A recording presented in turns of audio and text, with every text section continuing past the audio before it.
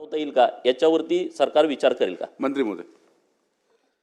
मी माननीय पडळकर साहेबांना अगोदरच सांगितलेलं आहे की असे कुठली देवभूमी जाहीर करण्याचं कुठली शासनाकडे धोरण नाही, पण आपण प्रस्ताव सादर करा, त्या संदर्भात शासन सकारात्मक विचार करेल आणि हे करत असताना केंद्र सरकारच्या ज्या योजना आहेत त्याचाही अभ्यास करेल आणि त्या केंद्र सरकारच्या योजनेचा अभ्यास केल्यानंतर त्या निकषात जर आपलं हा प्रस्ताव बसत असेल तर त्या प्रस्ताव आपण केंद्र सरकारकडे पण पाठवण्याची प्रक्रिया करू. चला, लक्षवेधी क्रमांक 4 आणि 5 ही पुढे ढकलण्यात आलेली आहे. आता लक्षवेधी क्रमांक 9 घेण्यात येत आहे. 9 अध्यक्ष महोदय, सांगतो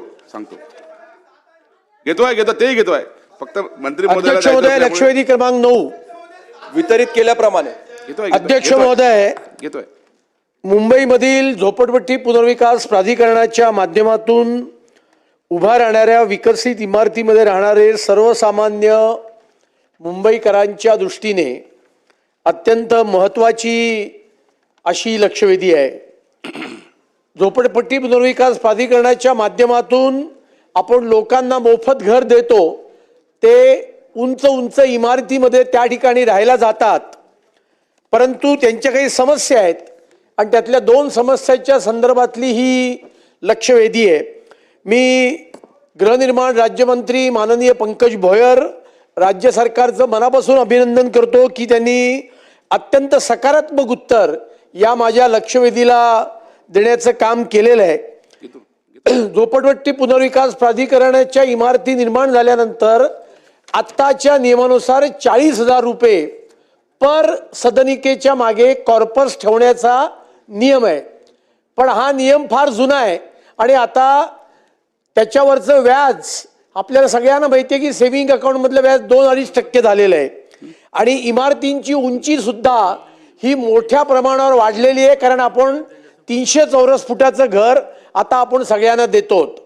त्यामुळे माझा पहिला स्पेसिफिक प्रश्न असा आहे की झोपडपट्टी पुनर्विकास प्राधिकरणातल्या इमारतींच्या प्रत्येक सदनिकाच्या मागे सरसकट 40,000 रुपये देण्याचं सरकारचं जे धोरण आहे त्याच्यात बदल करून किमान 1,00,000 रुपये प्रत्येक सदनिकाच्या मागे डिपॉझिट करण्याचा आणि सदनिकेची उंची वाढल्यानंतर इमारतीची उंची वाढल्यानंतर त्या प्रमाणात ती रक्कम वाढवण्याचा निर्णय झोपडपट्टी पुनर्विकास प्राधिकरणाला घेण्याचे आदेश राज्य सरकार देणार का, हा माझा पहिला प्रश्न आहे.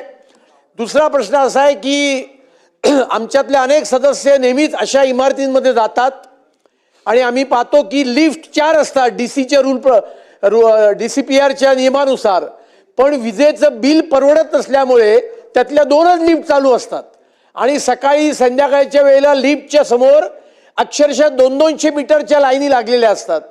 माननीय मोदीजींनी सोलर पॅनलची एक अत्यंत चांगली कल्पना देशामध्ये राबवलेली आहे. त्या ठिकाणी सूर्यघर योजना राबवत आहेत, त्याच्यामुळे विजेचं बिल माफ होतं.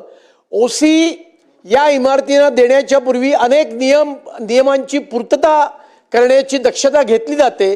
या नियमामध्ये ओसी येण्यापूर्वी प्रत्येक बिल्डिंगच्या गच्चीवर सोलर पॅनल सिस्टीम बसवण्याचा आदेश राज्य सरकार देणार का, हा माझा दुसरा प्रश्न आहे.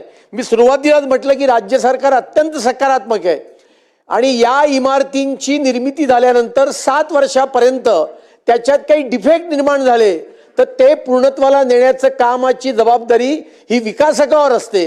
हे दोन्ही निर्णय आपण 7 वर्ष पूर्ण झालेल्या बिल्डिंगला सुद्धा लागू करण्याचा प्रयत्न करणार का, असे माझे 3 स्पेसिफिक प्रश्न आहेत. आणि मी एवढंच सांगेन माननीय मंत्री महोदय, या निर्णयामुळे मुंबईतले लाखो सामान्य मुंबईकर आपल्याला फार मोठा आशीर्वाद देतील आणि त्यामुळे या 3ही प्रश्नाचं सकारात्मक उत्तर द्यावं अशी मी आपल्याला विनंती करतो.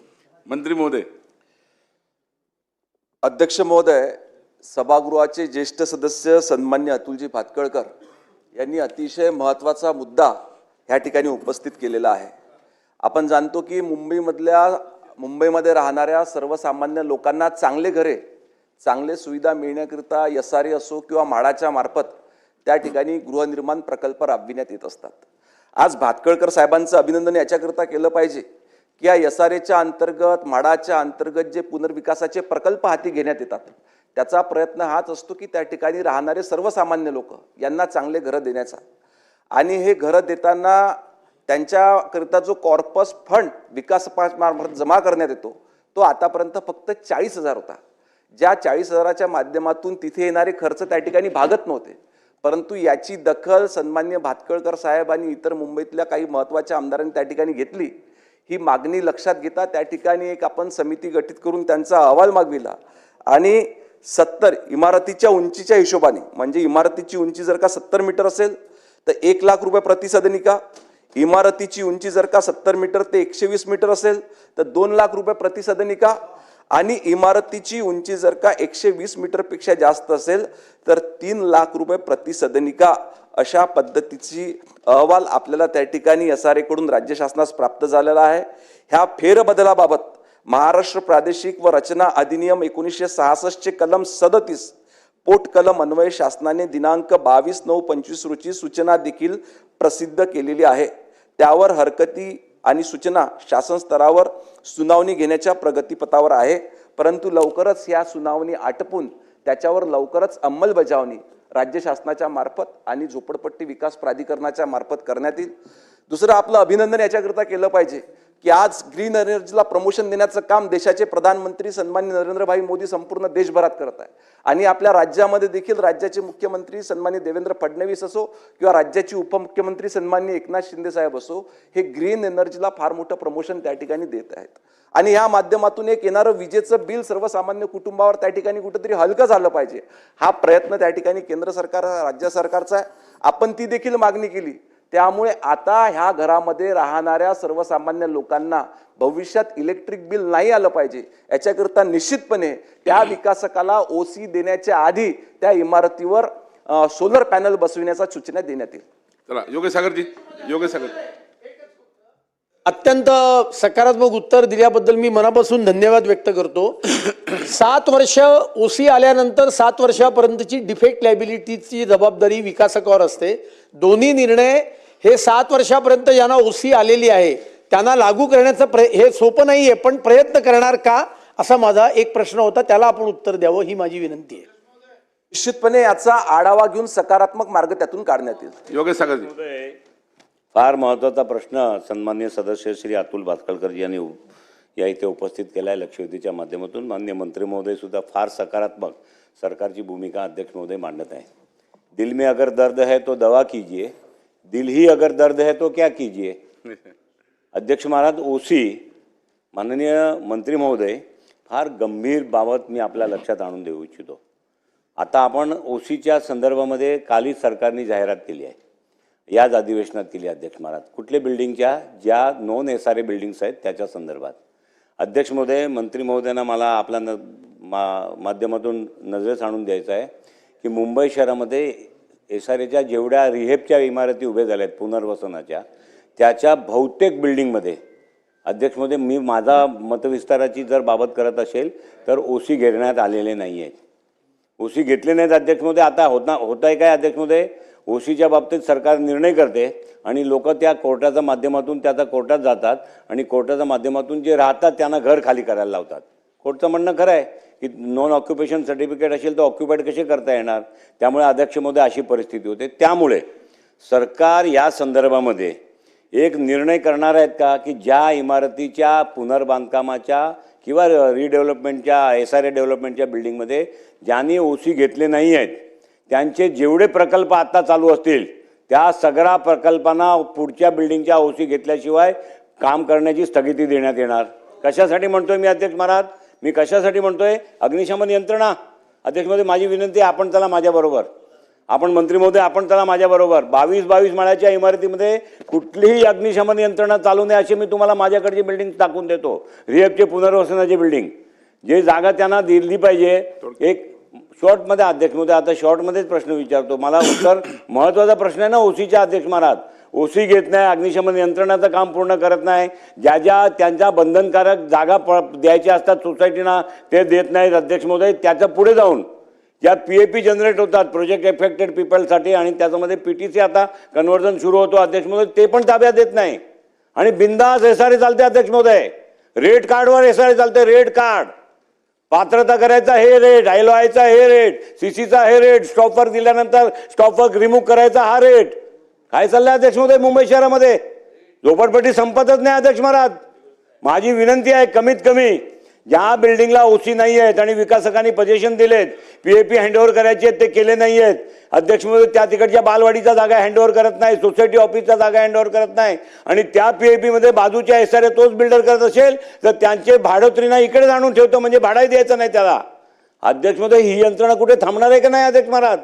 आणि म्हणून माझी मंत्री महोदयांना विनंती आहे, ज्या SRAच्या डेव्हलपर्सनी OC घेतला नसेल आणि परत पुन्हा दुसरी SRAची बिल्डिंग सुरू केली असेल, त्यांचं नवीन काम थांबवण्याचा निर्णय आपण करणार का?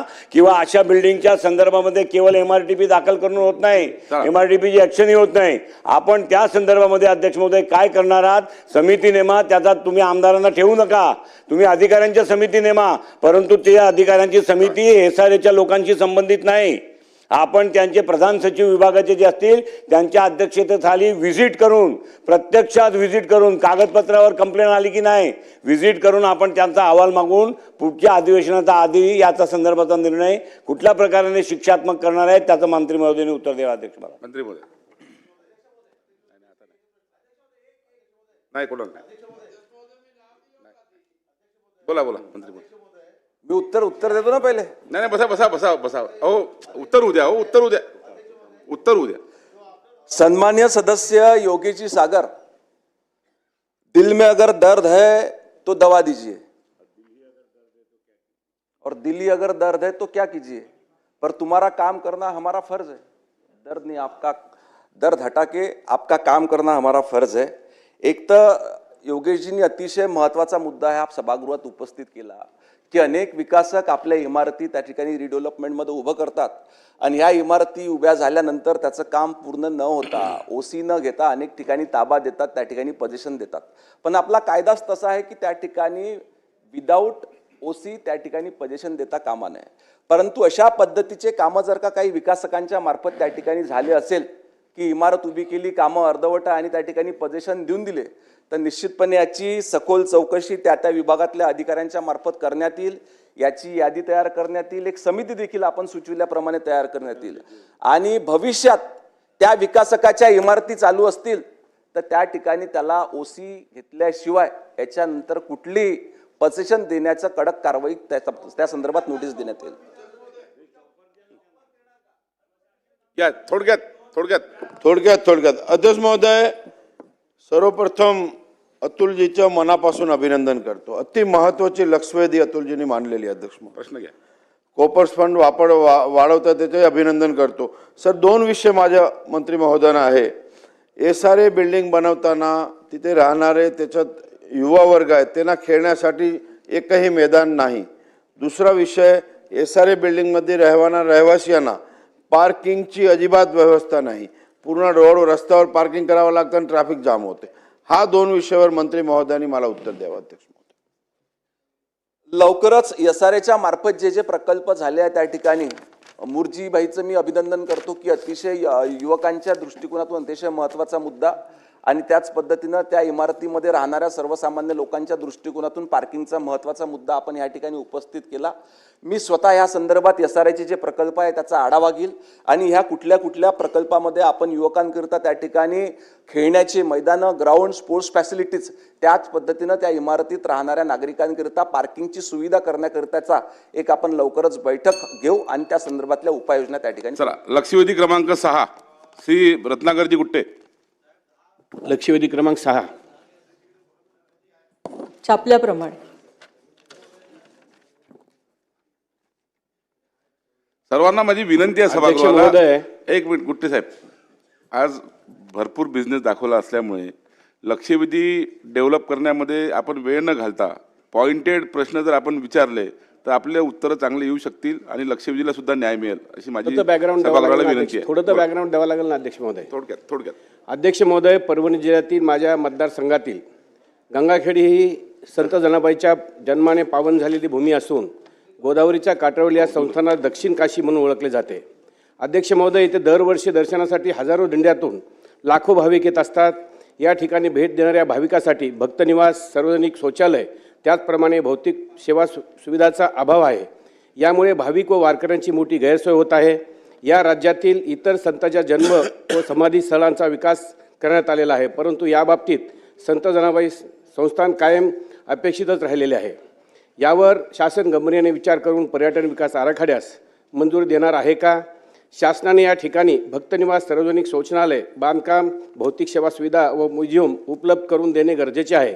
सदर ठिकाणी विविध विकास कामे करण्यासाठी आवश्यक असलेली निधी उपलब्ध करून देण्याची मागणी एक लोकप्रतिनिधी म्हणून मी तत्कालीन मुख्यमंत्री नगरविकास मंत्री एकनाथराव शिंदेसाहेब यांच्याकडे 11/2/2023 रोजी लिखित निवेदनाद्वारे केली होती. म्हणून त्यांनी मराठवाडा मुक्तीसंग्राम दिनानिमित्त छत्रपती संभाजीनगर येथे तत्कालीन मुख्यमंत्री यांनी 50 कोटीची देण्याची घोषणा केलेली होती. या संदर्भात लक्षवेधी देखील लावली होती. त्यावेळी मला मंत्री महोदय यांनी सदरील आराखड्यास मंजूर देण्यात येईल असा शब्द दिला होता, परंतु त्यावर अजून काहीही झालेलं नाही. तथापि अद्यापही विकास कामासाठी निधी उपलब्ध करून देण्यात आलेला नाही. अध्यक्ष महोदय, दुसरी गोष्ट मला एक अवगत करायची आहे. अध्यक्ष महोदय, SPC कमिटीमध्ये उच्चाधिकार समितीकडे या संदर्भात बैठक झालेली असून आवश्यक असलेल्या सर्व बाबीची पूर्तता जिल्हाधिकारी परभणी यांच्याकडून संबंधित विभागाकडून श्री संत जनाबाई तीर्थ विकास आराखडा संदर्भातील परिपूर्ण प्रस्ताव नगर विकास विभागाकडे सादर केला आहे. तरी 6 महिन्यापासून प्रस्ताव प्रलंबित आहे का? सदरील प्रस्तावात राज्याचे मुख्य सचिव यांच्यामार्फत शिखर समितीपुढे ठेवून माननीय मुख्यमंत्री महोदय यांनी संत जनाबाई तीर्थ विकास आराखड्यास तत्काळ आपण मान्यता देणार आहात का? आणि किती दिवसामध्ये हे आराखड्याला मान्यता मिळेल? हा माझा प्रश्न आहे. मंत्री महोदय. अध्यक्ष महोदय, सदस्यांनी गुट्टे साहेबांनी 2023ला हा दिला होता की त्यांचा या भागाचा जो आराखडा तयार करावा आणि ह्याच्यासाठी शासनाने निधी उपलब्ध करून द्यावा. अध्यक्ष महोदय, आपल्याकडे जिल्हाधिकाऱ्यांनी 19 सप्टेंबर 2024ला हा प्रस्ताव सादर केला. त्याच्यानंतर उच्चाधिकार समितीने त्याला 14 ऑक्टोबर 2024ला तत्वता मान्यता दिली. त्याच्यामध्ये काही बदल सुचवले. त्याप्रमाणे आपल्याकडे 8 मे 2025ला हा सुधारित आराखडा आला. त्याच्यानंतर अजून काही सुधारणा त्याच्यात सुचवल्या गेल्या. फार छोट्याशा सुधारणा होत्या, म्हणजे जसं भोजनालय असेल त्याच्या शेजारी सार्वजनिक टॉयलेट आलं तर ते काढून दुसरीकडे हे करावं, अशा नॉमिनल सजेशन होत्या. ते करून आपल्याकडे परत 18 ऑगस्टला सुधारित प्रस्ताव 18 ऑगस्ट 2025ला सुधारित प्रस्ताव आला आणि 23/9/25ला मुख्य सचिवांनी बैठक घेऊन हा प्रस्ताव काही अटी टाकून मान्य केला. त्याच्यामध्ये असा अटी होत्या की वास्तुविशारदाची म्हणजे आर्किटेक्टची फी त्याच्यामध्ये निश्चित करावी, नाल्याची संरक्षण भिंत बांधताना ब्लू लाईनची हे आखून घ्यावी किंवा खर्च नियंत्रित ठेवून परत सुधारित आराखडा आम्हाला GSTच्या सुधारित दर्जानुसार किमती ज्या आहेत त्या रिकॅल्क्युलेट करून परत आराखडा पाठवावा, अशा अटी घालून त्यांनी हा प्रस्ताव मान्य केला. त्याप्रमाणे आत्ता जिल्हाधिकारी परभणी यांनी 9 डिसेंबर 2025ला आत्ता हा प्रस्ताव आपल्याला पाठवलेला आहे आणि त्यांच्या पत्रान्वये 48,55,00,000चा सुधारित आराखडा त्यांनी आपल्याकडे अध्यक्ष महोदय सादर केलेला आहे. आणि आपण आत्ता त्या अटीची पूर्तता केली आहे ही बाब तपासून आपण हा प्रस्ताव लगेच आत्ता शिखर समितीकडे घेऊन आपण मान्यतेला घेऊ. पुढे जाऊया. झालं ना, सकारात्मक उत्तर दिलं गुट्टे साहेब. आता पुढे जाऊया. किती दिवसांमध्ये मंजूर कर? अध्यक्ष महोदय, शिखर समितीला प्रस्ताव आला की तो लगेच मान्य होतो. प्रस्ताव त्यांचा मान्य झालेला आहे, शिखर समितीला तो निर्णय. लक्षवेधी क्रमांक 7 श्री देवराव भोंगळे. 7 लक्षवेधी क्रमांक 7. त्याप्रमाणे अध्यक्ष महोदय, या लक्षवेधीच्या माध्यमातून मी राजुरा मतदारसंघातील राजुरा शहराचा एक अत्यंत गंभीर विषय आपल्यासमोर मांडत आहोत. अध्यक्ष महोदय, 22 ऑगस्टला पोळ्याच्या दिवशी राजुरा शहराच्या मुख्य रस्त्याच्या बाजूला अगदी नगरपालिकेच्या द्वारासमोरची 70 वर्ष वयाची साधारणतः 2 मोठी वृक्ष जांभूळ आणि चिचवा या झाडांची निर्दयपणे कत्तल केली. या संदर्भात मी तक्रार केली. तक्रार माननीय मुख्यमंत्री महोदय, माननीय उपमुख्यमंत्री महोदय, माननीय सचिव महोदय यांच्याकडे तक्रार केली. आणि तक्रारीनंतर जेव्हा या लक्षवेधीचं उत्तर आलं, या उत्तरामध्ये काय सांगितलं अध्यक्ष महोदय की एकीकडे म्हणतात की कुठली परवानगी घेतली नाही. खरं तर वृक्षतोडीसाठी नगरपालिकेमध्ये वृक्ष प्राधिकरण समिती असते, याचे अध्यक्ष CEO असते. परंतु या ठिकाणी 22 ऑगस्टला पोळ्याच्या दिवशी 6 तास विजेची लाईन बंद करून ट्रॅफिक थांबवून 2 झाडांची अक्षरशः कत्तल केली. आणि उत्तरामध्ये काय सांगते नगरपालिका म्हणते की आम्हाला माहीत नाही, एकीकडे म्हणते, त्यांचं उत्तर आहे. आणि दुसरीकडे तेच लोक म्हणतात की नगरपालिकेचे 4-5 कर्मचारी आम्ही दिले होते आणि क्रेनच्या माध्यमातून 2 झाडं तोडली गेली. अध्यक्ष महोदय याच्यात कारवाई काय केली नगरपालिकेने की जो तक्रारदार आहे त्याला 50,000 दंड ठोठावला. आणि दुसरीकडे काय, जो वृक्ष तोडणारा जो कंत्राटदार आहे त्याला काळ्या यादीमध्ये. एकीकडे म्हणते की आम्हाला माहीत नाही. आता मला सांगा, जर नगरपालिकेला माहीत नाही तर त्या ठिकाणी कंत्राटदार कसा पोचला, MSEBची लाईन कशी बंद झाली? आणि म्हणून माझा स्पेसिफिक प्रश्न आहे, एकीकडे आम्ही वृक्ष लावतो, संवर्धन करतो, पण दुसरीकडे 3ऱ्या पिढीतलं झाड, 70 वर्षाचं आयुष्याचं झाड, म्हणजे या ठिकाणी राजुरामध्ये पर्यावरणवाद्यांनी आंदोलन सुद्धा केलं, पण आम्ही कारवाई काय केली, फक्त 50 दंड ठोकला. या माध्यमातून समजा असं जर आम्ही करत गेलो तर लोक आपल्या गरजेपोटी झाडाची कत्तल करतील, 50,000 भरतील आणि पुन्हा त्या ठिकाणी सोयीस्कर राहतील. माझं या माध्यमातून मंत्री महोदयांना निवेदन आहे की झाडांची कत्तल नगरपालिकेचा मी फोटो सुद्धा दाखवतो, आता आपल्याला देतो आणि मंत्री महोदयांना देतो की झाडाची कत्तल केल्यानंतर संबंधित जो दोषी अधिकारी आहे याच्यावर आम्ही तात्काळ निलंबनाची कारवाई करणार का? कारण याचं असं आहे, जर आम्ही ही कारवाई केली नाही तर यापुढे महाराष्ट्रामध्ये जनतेला वाटेल की राज्यात कायद्याचं राज्य नाही आणि कोणी झाडाची कत्तल करेल आणि 50,000 भरतील. माझी स्पेसिफिक प्रश्न असा आहे की या संदर्भात संबंधित जे नगरपालिकेचे अधिकारी असतील, कर्मचारी असतील, यांच्यावर आपण निलंबनाची कारवाई करणार काय? मंत्री महोदय. अध्यक्ष महोदय, माननीय सदस्य देवराव भोंगळेंनी हे जी लक्षवेधी मांडलेली आहे अध्यक्ष महोदय, या तपासल्या असता या सगळ्या फॅक्ट अध्यक्ष महोदय या खऱ्या आहेत. कारण बैलपोळ्याच्या दिवशी अध्यक्ष महोदय नुसती तोंडी सूचना देऊन कुठलीही परवानगी न घेता हा मोठा 71 वर्षाचा जो वृक्ष होता त्याच्या फांद्या छाटण्याच्या निमित्ताने ऑलमोस्ट सगळा वृक्ष छाटला गेला अध्यक्ष महोदय. आणि त्याच्यामध्ये कुठलीही कारवाई होत नव्हती. सदस्यांनी जेव्हा तक्रार केली त्यावेळेस त्याला दंड लावला आहे, हे खरं आहे. त्याला जेवढी झाडाची हे होती 70 वर्षाचं जे काय होतं तेवढी झाडं त्यांनी लावावी, 7 वर्ष त्याचं संगोपन करावं. कॉन्ट्रॅक्टरला ब्लॅकलिस्टमध्ये टाकलं अध्यक्ष महोदय. त्याप्रमाणे राजुरा पोलीस स्टेशनला ह्याच्या विरुद्ध कॉन्ट्रॅक्टर आणि ह्याच्या विरुद्ध गुन्हा पण दाखल झालेला आहे. आपल्या 6 सप्टेंबर रोजी हा गुन्हा त्यांच्यावर दाखल झालेला आहे. अध्यक्ष महोदय, मी आपल्या अनुषंगाने ह्याबाबत सांगू इच्छिते की सदस्यांच्या भावना ह्याच्याबाबत खूप तीव्र आहेत. कारण खरंच हे जे घडलेलं आहे हे खूप चांगलं, अतिशय वाईट पद्धतीने त्या वृक्षाची तोड झालेली अध्यक्ष महोदय. आणि तोंडी सूचना ज्यांनी दिल्यात, आता आम्ही एक तर कंप्लेंट पण केलेली आहे आणि ह्याच्यामध्ये निश्चितपणे चौकशीचे आदेश आम्ही देतोय की ह्यामध्ये कोणी तोंडी सूचना दिल्या, इंजिनियरनी दिल्या, तिथल्या कोणी दिल्या, कारण CO त्या दिवशी उपलब्ध नव्हते, बैलपोळ्याचा दिवस होता आणि अशा वेळेस ही वृक्षतोड झालेली आहे. त्यामुळं या तोंडी सूचना कोणी दिल्या, ह्याच्यात कोण कोण सामील होतं याविषयीचे चौकशीचे आदेश देण्यात येतील. चला पुढे झालं ना, चौकशीचे आदेश दिले ना. हा, मोठे अधिकारी इन्व्हॉल्व आहे, चौकशी करून अधिकाऱ्यांना निलंबित केल्याची या संदर्भात मंत्री महोदयांनी उत्तर द्यावं. अध्यक्ष महोदय, आपल्यालाही माहिती आहे की चौकशी करूनच आपण जर व्यवस्थित हे केलं तर आपण त्याच्यावर कारवाई करू शकतो अध्यक्ष महोदय. त्याप्रमाणे चला, लक्षवेधी क्रमांक 8 श्री सुरेश भोळे. लक्षवेधी क्रमांक 8 छापल्याप्रमाणे. अध्यक्ष महोदय, खरं हा 12 वर्षापासून प्रश्न प्रलंबित आहे आणि ह्या माध्यमातून जळगाव शहराची आर्थिक परिस्थिती खराब असताना मागच्या वेळेला याची लक्षवेधी लागली. 8% ज्या वेळेला आकारणी झाली त्यावेळेला मुख्यमंत्री शिंदे साहेबांनी त्याला स्टे दिला आणि ह्या माध्यमातून आपण जर बघत असाल की 7/11/2025 आदरणीय मुख्यमंत्री देवेंद्र साहेबांनी पत्र दिलं महापालिका प्रशासनाला आणि 2 आणि 3% आकारणी करून याचा प्रस्ताव पाठवा अशा सूचना प्रशासनाला दिल्या.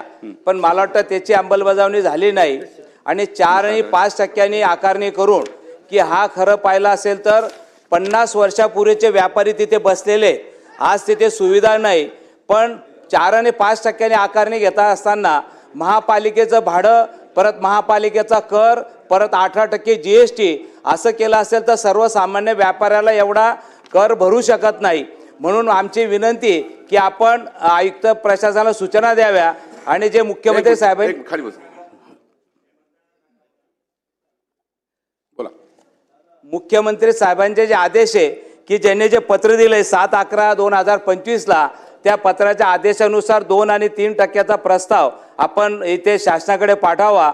आणि या संदर्भात अध्यक्ष महोदय आम्ही याच्यासाठी विनंती करतोय की असे प्रश्न आहेत की आता 4-5 दिवसापूर्वी एक घटना घडली की तिथे 3 म्हणजे पूर्ण परिवारातील मुलं आणि 2 मुली या शॉक लागून एक्सपायर झाल्या आणि अशा लोकांना सुद्धा आम्ही मदत करू शकत नाही. महापालिका मागच्या वेळेला शॉन चावा घेऊन एक मुलगा वारला, त्याला सुद्धा आम्ही मदत करू शकत नाही.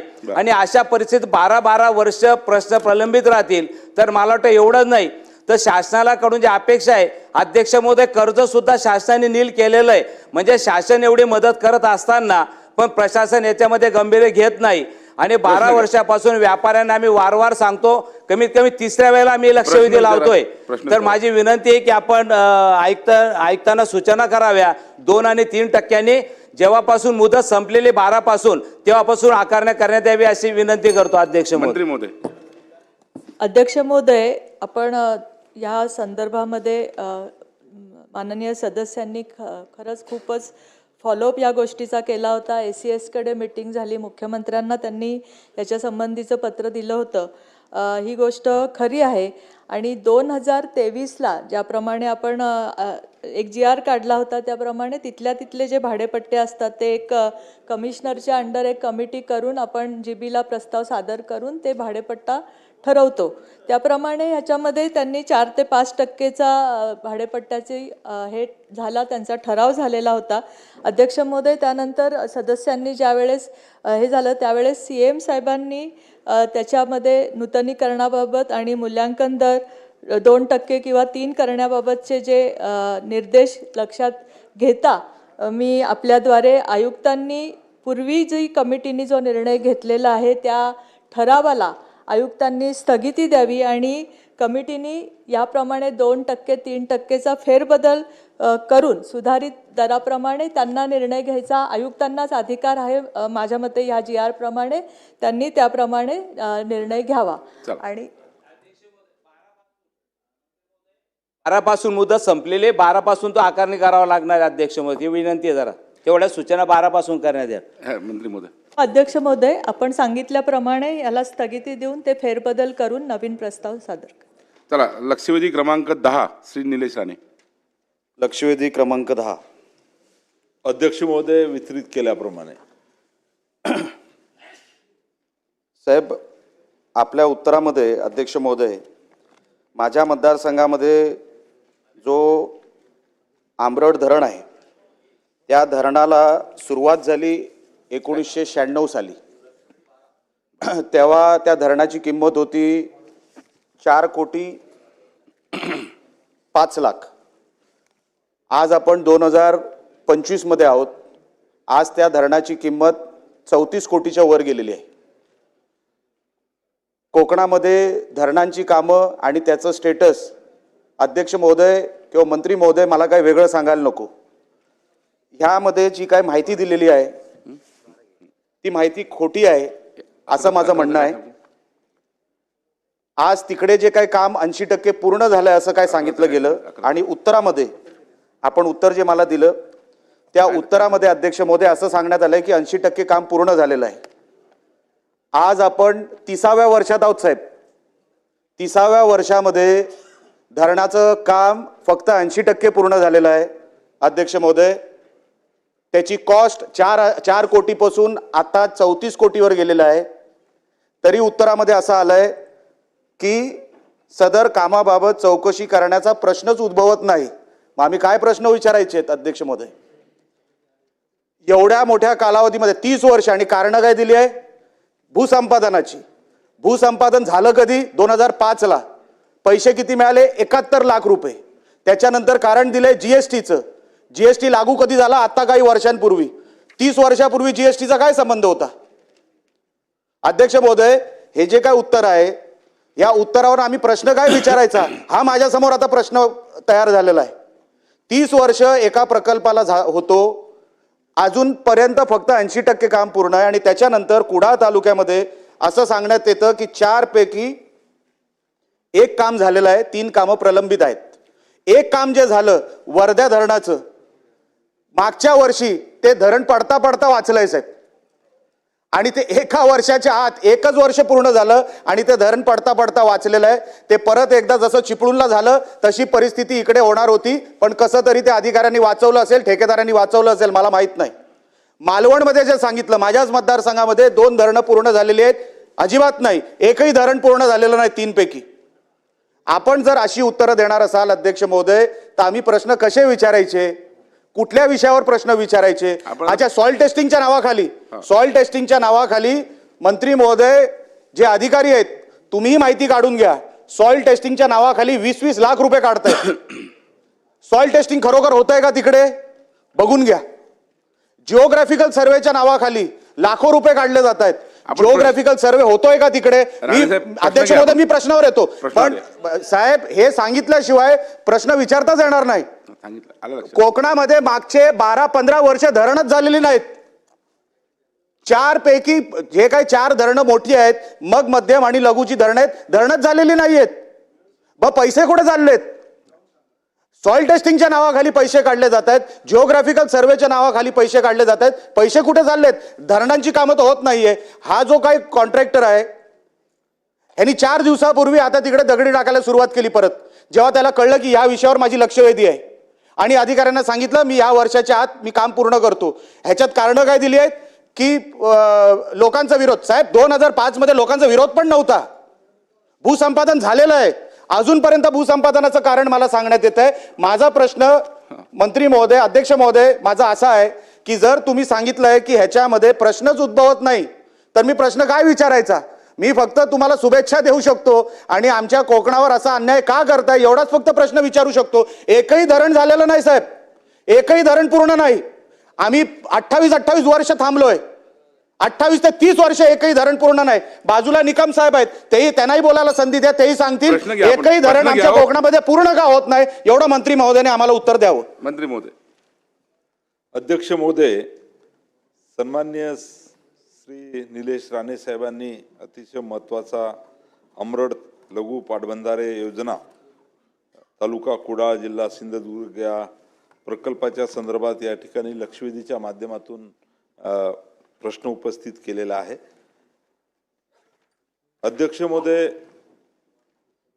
सध्या प्रकल्पाची जी स्थिती आहे, खालून माझी आम्हाला विभागाने माहिती दिलेली आहे की मुख्य माती धरणाचं या ठिकाणी माती काम जे आहे ते 80% पूर्ण झालेलं आहे. विमोचनाचे काम पूर्ण झालेलं आहे आणि गळभरणी जी आहे, ग्रॉस ज्याला आपण म्हणतो, ती 2026 पर्यंत मार्चच्या या ठिकाणी पूर्ण करण्याचं नियोजन विभागाचं आहे. सन्माननीय अध्यक्ष महोदय, या ठिकाणी सन्माननीय सदस्यांनी त्यांच्या मतदारसंघाचं कुडाळ असेल, तिथे 4 कामे आहेत, प्रगतीपथावर 3 कामे आहेत, त्याच्यात पूर्ण वर्धेच्या संदर्भात या ठिकाणी विचारलं, मालवण तालुक्यामध्ये सुद्धा 3 कामं आहेत. अध्यक्ष महोदय, या ठिकाणी मला स्पेसिफिक सांगायचं आहे की हे धरण जेव्हा मंजूर झालं तेव्हा 21/12/2096ला हे खरं आहे की या धरणाचं प्रशासकीय मान्यता ही 4 कोटीची होती, पण वेगवेगळ्या कारणाने या धरणाची किंमत वाढलेली आहे. शासनाने या संदर्भात सुप्रमा सुद्धा दिलेली आहे आणि आज रोजी खऱ्या अर्थानं या ठिकाणी जर आपण पाहिलं तर उत्तरामध्ये आम्ही लिहिलेलं आहे की एवढे पैसे शिल्लक आहे. मी आपल्या मताशी सहमत आहे की काळ भरपूर झालेला आहे. धरणाचं काम या ठिकाणी सुप्रमा दिल्यानंतर 22ला सुप्रमा दिली, त्याच्यानंतर सुद्धा 3 वर्ष या ठिकाणी काम पूर्ण झालं नाही. तर या संदर्भातली अध्यक्ष महोदय पूर्ण चौकशी आम्ही करू. काही अनियमितता असेल तर त्या चौकशीमध्ये आढळली तर संबंधितावर या ठिकाणी कारवाई सुद्धा करू. आणि एकंदरीत आता वरच्या सभागृहामध्ये माननीय उपमुख्यमंत्री एकनाथ शिंदे साहेबांनी जाहीर सुद्धा केलेला आहे की ज्या ज्या प्रकल्पाला जलसंधारण विभागाच्या अशा पद्धतीचं सुप्रमा आम्ही दिलेल्या आहेत त्या संदर्भात SIT चौकशी सुद्धा या ठिकाणी जाहीर झालेली आहे. तर या सर्व प्रकल्पाचं आणि स्पेसिफिक कोकणातल्या प्रकल्पाचं या ठिकाणी चौकशी होणार आहे आणि म्हणून स्पेसिफिक या प्रकल्पाची सुद्धा तात्काळ चौकशी करू. याच्यामध्ये काही जर दोषी आढळले तर अनियमितता झाली असेल तर त्यांच्यावर कारवाई सुद्धा करू. सन्माननीय निकम साहेब थोडक्यात. अध्यक्ष महोदय, निलेशजींनी अतिशय कोकणासाठी ज्वलंत प्रश्न मांडलेला आहे. कारण कोकणाची वस्तुस्थिती बघितली तर मोठी धरणं आमच्याकडे होत नाहीत, लघु पाटबंधारे अंतर्गतच धरणं होतात. पण तो अनेक धरणांना निधी अभावी आज धरणं बंद होत आहेत. माझी ह्या निमित्ताने आपल्याला मागणी आहे की कोकणासाठी स्वतंत्र विशेष जलसंधारण पॅकेज आपण देणार का? कारण ही आम्हाला गरज आहे आणि जर ही धरणं झाली तर कोकणाचं सुजलाम सुफलाम निश्चितपणे होऊ शकतं. कारण आमच्याकडे मोठ्या धरणांना फारसा स्कोप नाही आणि आज महाराष्ट्र राज्याचा विचार केला तर लघु पाटबंधाऱ्याच्या ज्या ज्या साईट आहेत त्या मॅक्झिमम कोकणात आहेत. आणि या निमित्ताने मंत्री महोदयांना मी एवढंच विचारीन की निधी अभावी जे नवे प्रकल्प आहेत, काही प्रकल्प मंजूर आहेत ते आपण रद्द करण्याची भूमिका घेत आहे, ती अयोग्य आहे. तर सदरचे प्रकल्प रद्द न होता निधीची पूर्तता करावी आणि सगळे प्रकल्प योग्य रीतीने व्हावेत. आणि जो वेळ लागतो, जी परिस्थिती नितेशजींनी सांगितले त्याच्यामध्ये कुठंतरी ही धरणं पूर्ण व्हायला कालमर्यादा असणं खूप गरजेचं आहे. कारण 20 कोटीचं धरण कालांतराने 250 कोटीपर्यंत जातं. त्यामुळे ह्याच्यात टाईम नियोजन करणं देखील अत्यंत गरजेचं आहे. मंत्री महोदय उत्तर द्या. अध्यक्ष महोदय, नाही कोकणामध्ये यापूर्वी बऱ्याच प्रकल्पाला शासनाने मंजुरी दिलेली आहे. आता सन्माननीय सदस्य निलेश राणे साहेबांनी जसं सांगितलं की हा प्रकल्प एवढा उशीर का झाला की अनेक वेळा मग शेतकऱ्यांचा विरोध होतो, अनेक ठिकाणी वनजमिनीचं अडचण येते, अनेक वेळा वेगवेगळे कारणं आहे. आणि म्हणून आता जे काही कोकणामध्ये याच्यापूर्वी मंजुरी दिलेले प्रकल्प आहे ते कसे पूर्ण होतील, त्याच्यासाठी कशा पद्धतीची निधीची आवश्यकता आहे याचं नियोजन विभाग करते आहे आणि लवकरात लवकर कोकणातले सर्व प्रकल्प सन्माननीय महोदय या ठिकाणी पूर्ण करण्याचा प्रयत्न आम्ही करू. एकच विषय जोडतो, फक्त एकच विषय जोडतो. कोकणाचे धरणांचे म्हणजे मध्यम, मोठे आणि लघु चे निकष जे आहेत ते जुने 65 सालामध्ये कुठेतरी झालेले आहेत. तर ते निकष पण आपण बदलावेत. कारण का ओलीत क्षेत्र आणि आता आमचा धरण, आमचे जे काही आमची मागणी असते ते आमची धरणं मिळणारच नाहीत आम्हाला. कारण का निकषच असे 1965 साली झालेले आहे. त्याच्यानंतर धरणं तुमची इकडे तुम्हाला मिळणार नाही, तुम्ही निकषात बसत नाही, हे आम्हाला अधिकाऱ्यांकडून सांगण्यात येतं. तर आपण कृपया करून जे 1965 साली जे काही नियम झालेले आहेत आमच्या कोकणाच्या धरणांसाठी ते कृपया करून आपण बदलावेत, एवढीच फक्त विनंती आपल्याला करतो. अध्यक्ष महोदय, मापदंडामध्ये या ठिकाणी सुधारणा करण्याचा प्रस्ताव विभागाने माननीय उपमुख्यमंत्री अजितदादा पवार साहेबांकडे पाठवलेला आहे. त्याचा पाठपुरावा आम्ही करू आणि मापदंडामध्ये सुधारणा करून नक्कीच या मापदंडात सुधारणा झाल्यानंतर कोकणामध्ये अनेक प्रकल्प या ठिकाणी बसतील. चला, लक्षवेधी क्रमांक 12 श्री सिद्धार्थ खरात. अध्यक्ष महोदय, शेतकऱ्याच्या जीवनामध्ये अतिशय महत्वाचा थोडक्यात विचारा बघा, वेळ कमी आहे. शेतकऱ्याच्या जीवनामध्ये अतिशय महत्त्वपूर्ण असलेली बाब म्हणजे वीज, पाणी आणि रस्ते. विजेची मागणी असेल तर पाणी देता येतं आणि पाणी असेल तर पिकं घेता येतात. अध्यक्ष महोदय, 25 जून आणि 22 जुलै आणि ऑक्टोबरपर्यंत महाराष्ट्रामध्ये अतिवृष्टी आणि ढगफुटी झाली. त्यामुळे सगळीकडं जलमय असं वातावरण झालं. शेत, रस्ते आणि शेती याच्यामध्ये फरक आढळलेला नाही.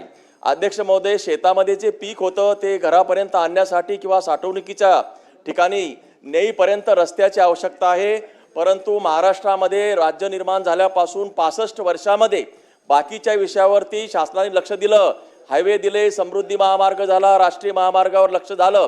परंतु शेतकऱ्याच्या जीवनामध्ये हा जो महत्त्वपूर्ण भाग आहे, शेत रस्ते, पाणंद रस्ते, यावरती प्रचंड प्रमाणामध्ये त्याकडे दुर्लक्ष झालं. शासनाचं यामध्ये उदासीनता राहिलेली आहे. सभागृहाची वेळ 5 मिनिटांसाठी वाढवण्यात येत आहेत. अध्यक्ष महोदय, या संदर्भात शासनानं थातूर मातूर योजना आतापर्यंत केलेल्या आहेत. आता कुठे मातोश्री शेत रस्ते, पाणंद रस्ते निर्माण केले आहेत. मी माननीय मंत्री महोदय गोगावले साहेबांचं अभिनंदन करतो. 16,000 रस्ते त्यांनी यावर्षी घेतलेले आहेत. उत्तर येणार नाही, आपण थोडक्यात. अध्यक्ष महोदय, महत्वाचा विषय, 16,000 रस्ते घेतलेले आहेत. परंतु या रस्त्यासाठी प्रोव्हिजन मात्र अत्यल्प आहे. 16,000 × 15 लाख जरी म्हटलं मंत्री महोदय, 2,500 कोटीची प्रोव्हिजन आहे. तुमच्याकडे तर निधीच नाही आहे. मग हे निधी आहे, शेतरस्ते, पाणंद रस्ते कसे तयार करणार? दुसरं, अक्रॉस पार्टी लाईनच्या पलीकडे जाऊन, राजकीय अभिनिवेशाच्या पलीकडे जाऊन महाराष्ट्रामध्ये दुर्लक्षित पडलेला परंतु ग्रामीण भागातल्या पायाभूत सुविधाकडे सरकार लक्ष देऊन अक्रॉस पार्टी लाईन या विषयाकडे प्राधान्यानं पाहणार आहे का? दुसरं यासाठी निधी मंजूर करणार आहे का? सगळ्यात महत्त्वाचा मुद्दा, जे आता तुकडे झालेले शेताचे अत्यल्प जमीन आहे आणि अशा वेळी रस्ते द्या असं आपण म्हणतो. शेतकरी तीच जमीन फुटफूट जमीन ते द्यायला तयार नसतो, कारण ते मालामोगाच आहे, त्याच्यावर त्याचं जीवन आहे. असे रस्ते करत असताना अशा शेतकऱ्यांना बाजार मूल्यापेक्षा अधिक भाव सरकार त्याला उपलब्ध करून देणार आहेत का? असे माझे 3 स्पेसिफिक प्रश्न मंत्री महोदयांना आहेत. अध्यक्ष महोदय, जे सन्मान्य सदस्यांनी प्रश्न विचारलेला अत्यंत योग्य आणि रास्त आहे. म्हणजे ही योजनाच मुळात 2021ला सुरू झालेली आहे. याच्या अगोदर पूर्वीचा काळ वेगळा होता. हळूहळू आपण प्रगतीपथावरती येत चाललेलो आहोत. आपण पाहिलं की जे रस्ते आम्ही मंजूर करतोय त्याला केंद्र शासन आणि आपलं राज्य शासन दोन्हीकडनं जे पैसे येतात ते तुम्हाला आम्ही वर्ग करून देत असतो. आमचा मेन उद्देश काय आहे की आपल्या महाराष्ट्रातल्या लोकांना मजुरी देणं. हे जर कामं आली तरच त्यांना मजुरी उपलब्ध होते. आज महाराष्ट्राने ही रोजगार हमी योजना देशाला दिलेली आहे आणि ती पुढं व्यवस्थितरित्या चालावी ह्यासाठी शासन आपलं कटिबद्धता आहे. दादांना ज्या ज्या वेळेला आम्ही सांगतो, दादा आम्हाला त्याप्रमाणे निधी देत असतात, जसं त्यांना शक्य होतं तसं. बाकी केंद्राचा निधी येत असतो, हाय देत आहेत ते सांगणं गरजेचं आहे ना. जर दादांनी दिलंच नाही तर मग आम्ही देणार कुठले. पण सदस्य महोदय, तुम्हाला माझी विनंती आहे, शेतामध्ये जाणारे रस्ते करायचे आहेत, हे शेतकऱ्यांच्या उपयोगाचे आहेत, त्यांच्या फायद्याचे आहेत. आज जर आपण थोडं बहुत पाठीपुढं जर नाही सरकलो दोन्ही बाजूच्या शेतकऱ्यांनी तर मग ही अडचण निर्माण होऊ शकते. तुम्ही बोलताय त्याप्रमाणे आता आमच्याकडे तशी शासनाने काही तरतूद करून दिलेली नाही. जागेला पैसे उपलब्ध करून द्या. आम्ही रोजगाराला देतोय, खडीकरणाला देतोय, माती कामाला देतोय आणि जर कोणाचं अनधिकृत काम असलं ते निष्कासित करण्यासाठी देतोय. परंतु आत्तापर्यंत जवळजवळ 17,000 रस्ते मागच्या ह्याच्यामध्ये आम्ही पूर्ण केलेत. 27,000 रस्ते 28,000 रस्ते किलोमीटरचे आत्तापर्यंत प्रगतीपथावरती आहेत.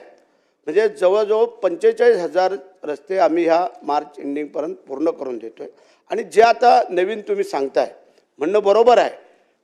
आपण काहीतरी केल्याशिवाय शासन तरी आपल्याला कसं काय देणार? तुम्ही काही जर त्यांच्यासमोर ठेवलं नाही म्हणून केंद्र तेच सांगते. आत्तापर्यंत दरवेळेला 8,000 9,000 कोटी लेबर लागायचे.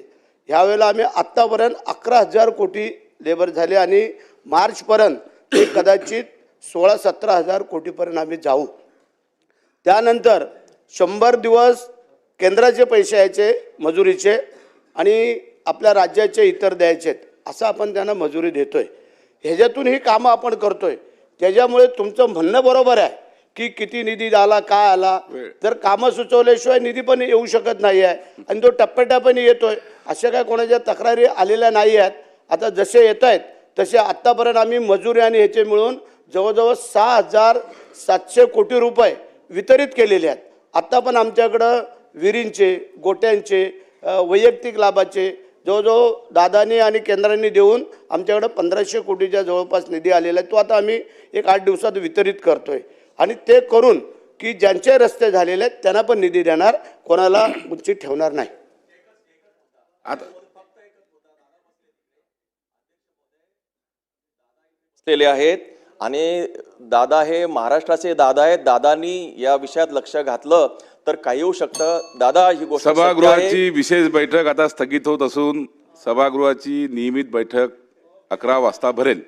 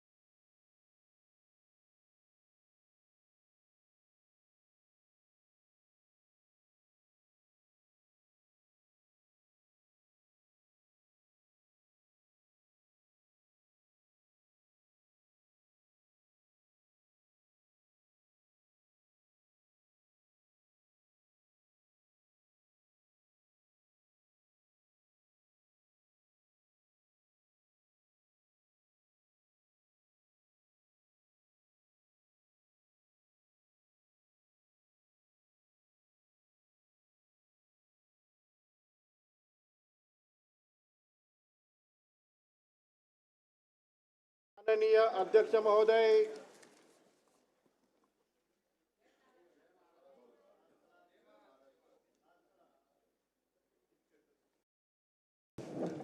प्रश्नोत्तरे.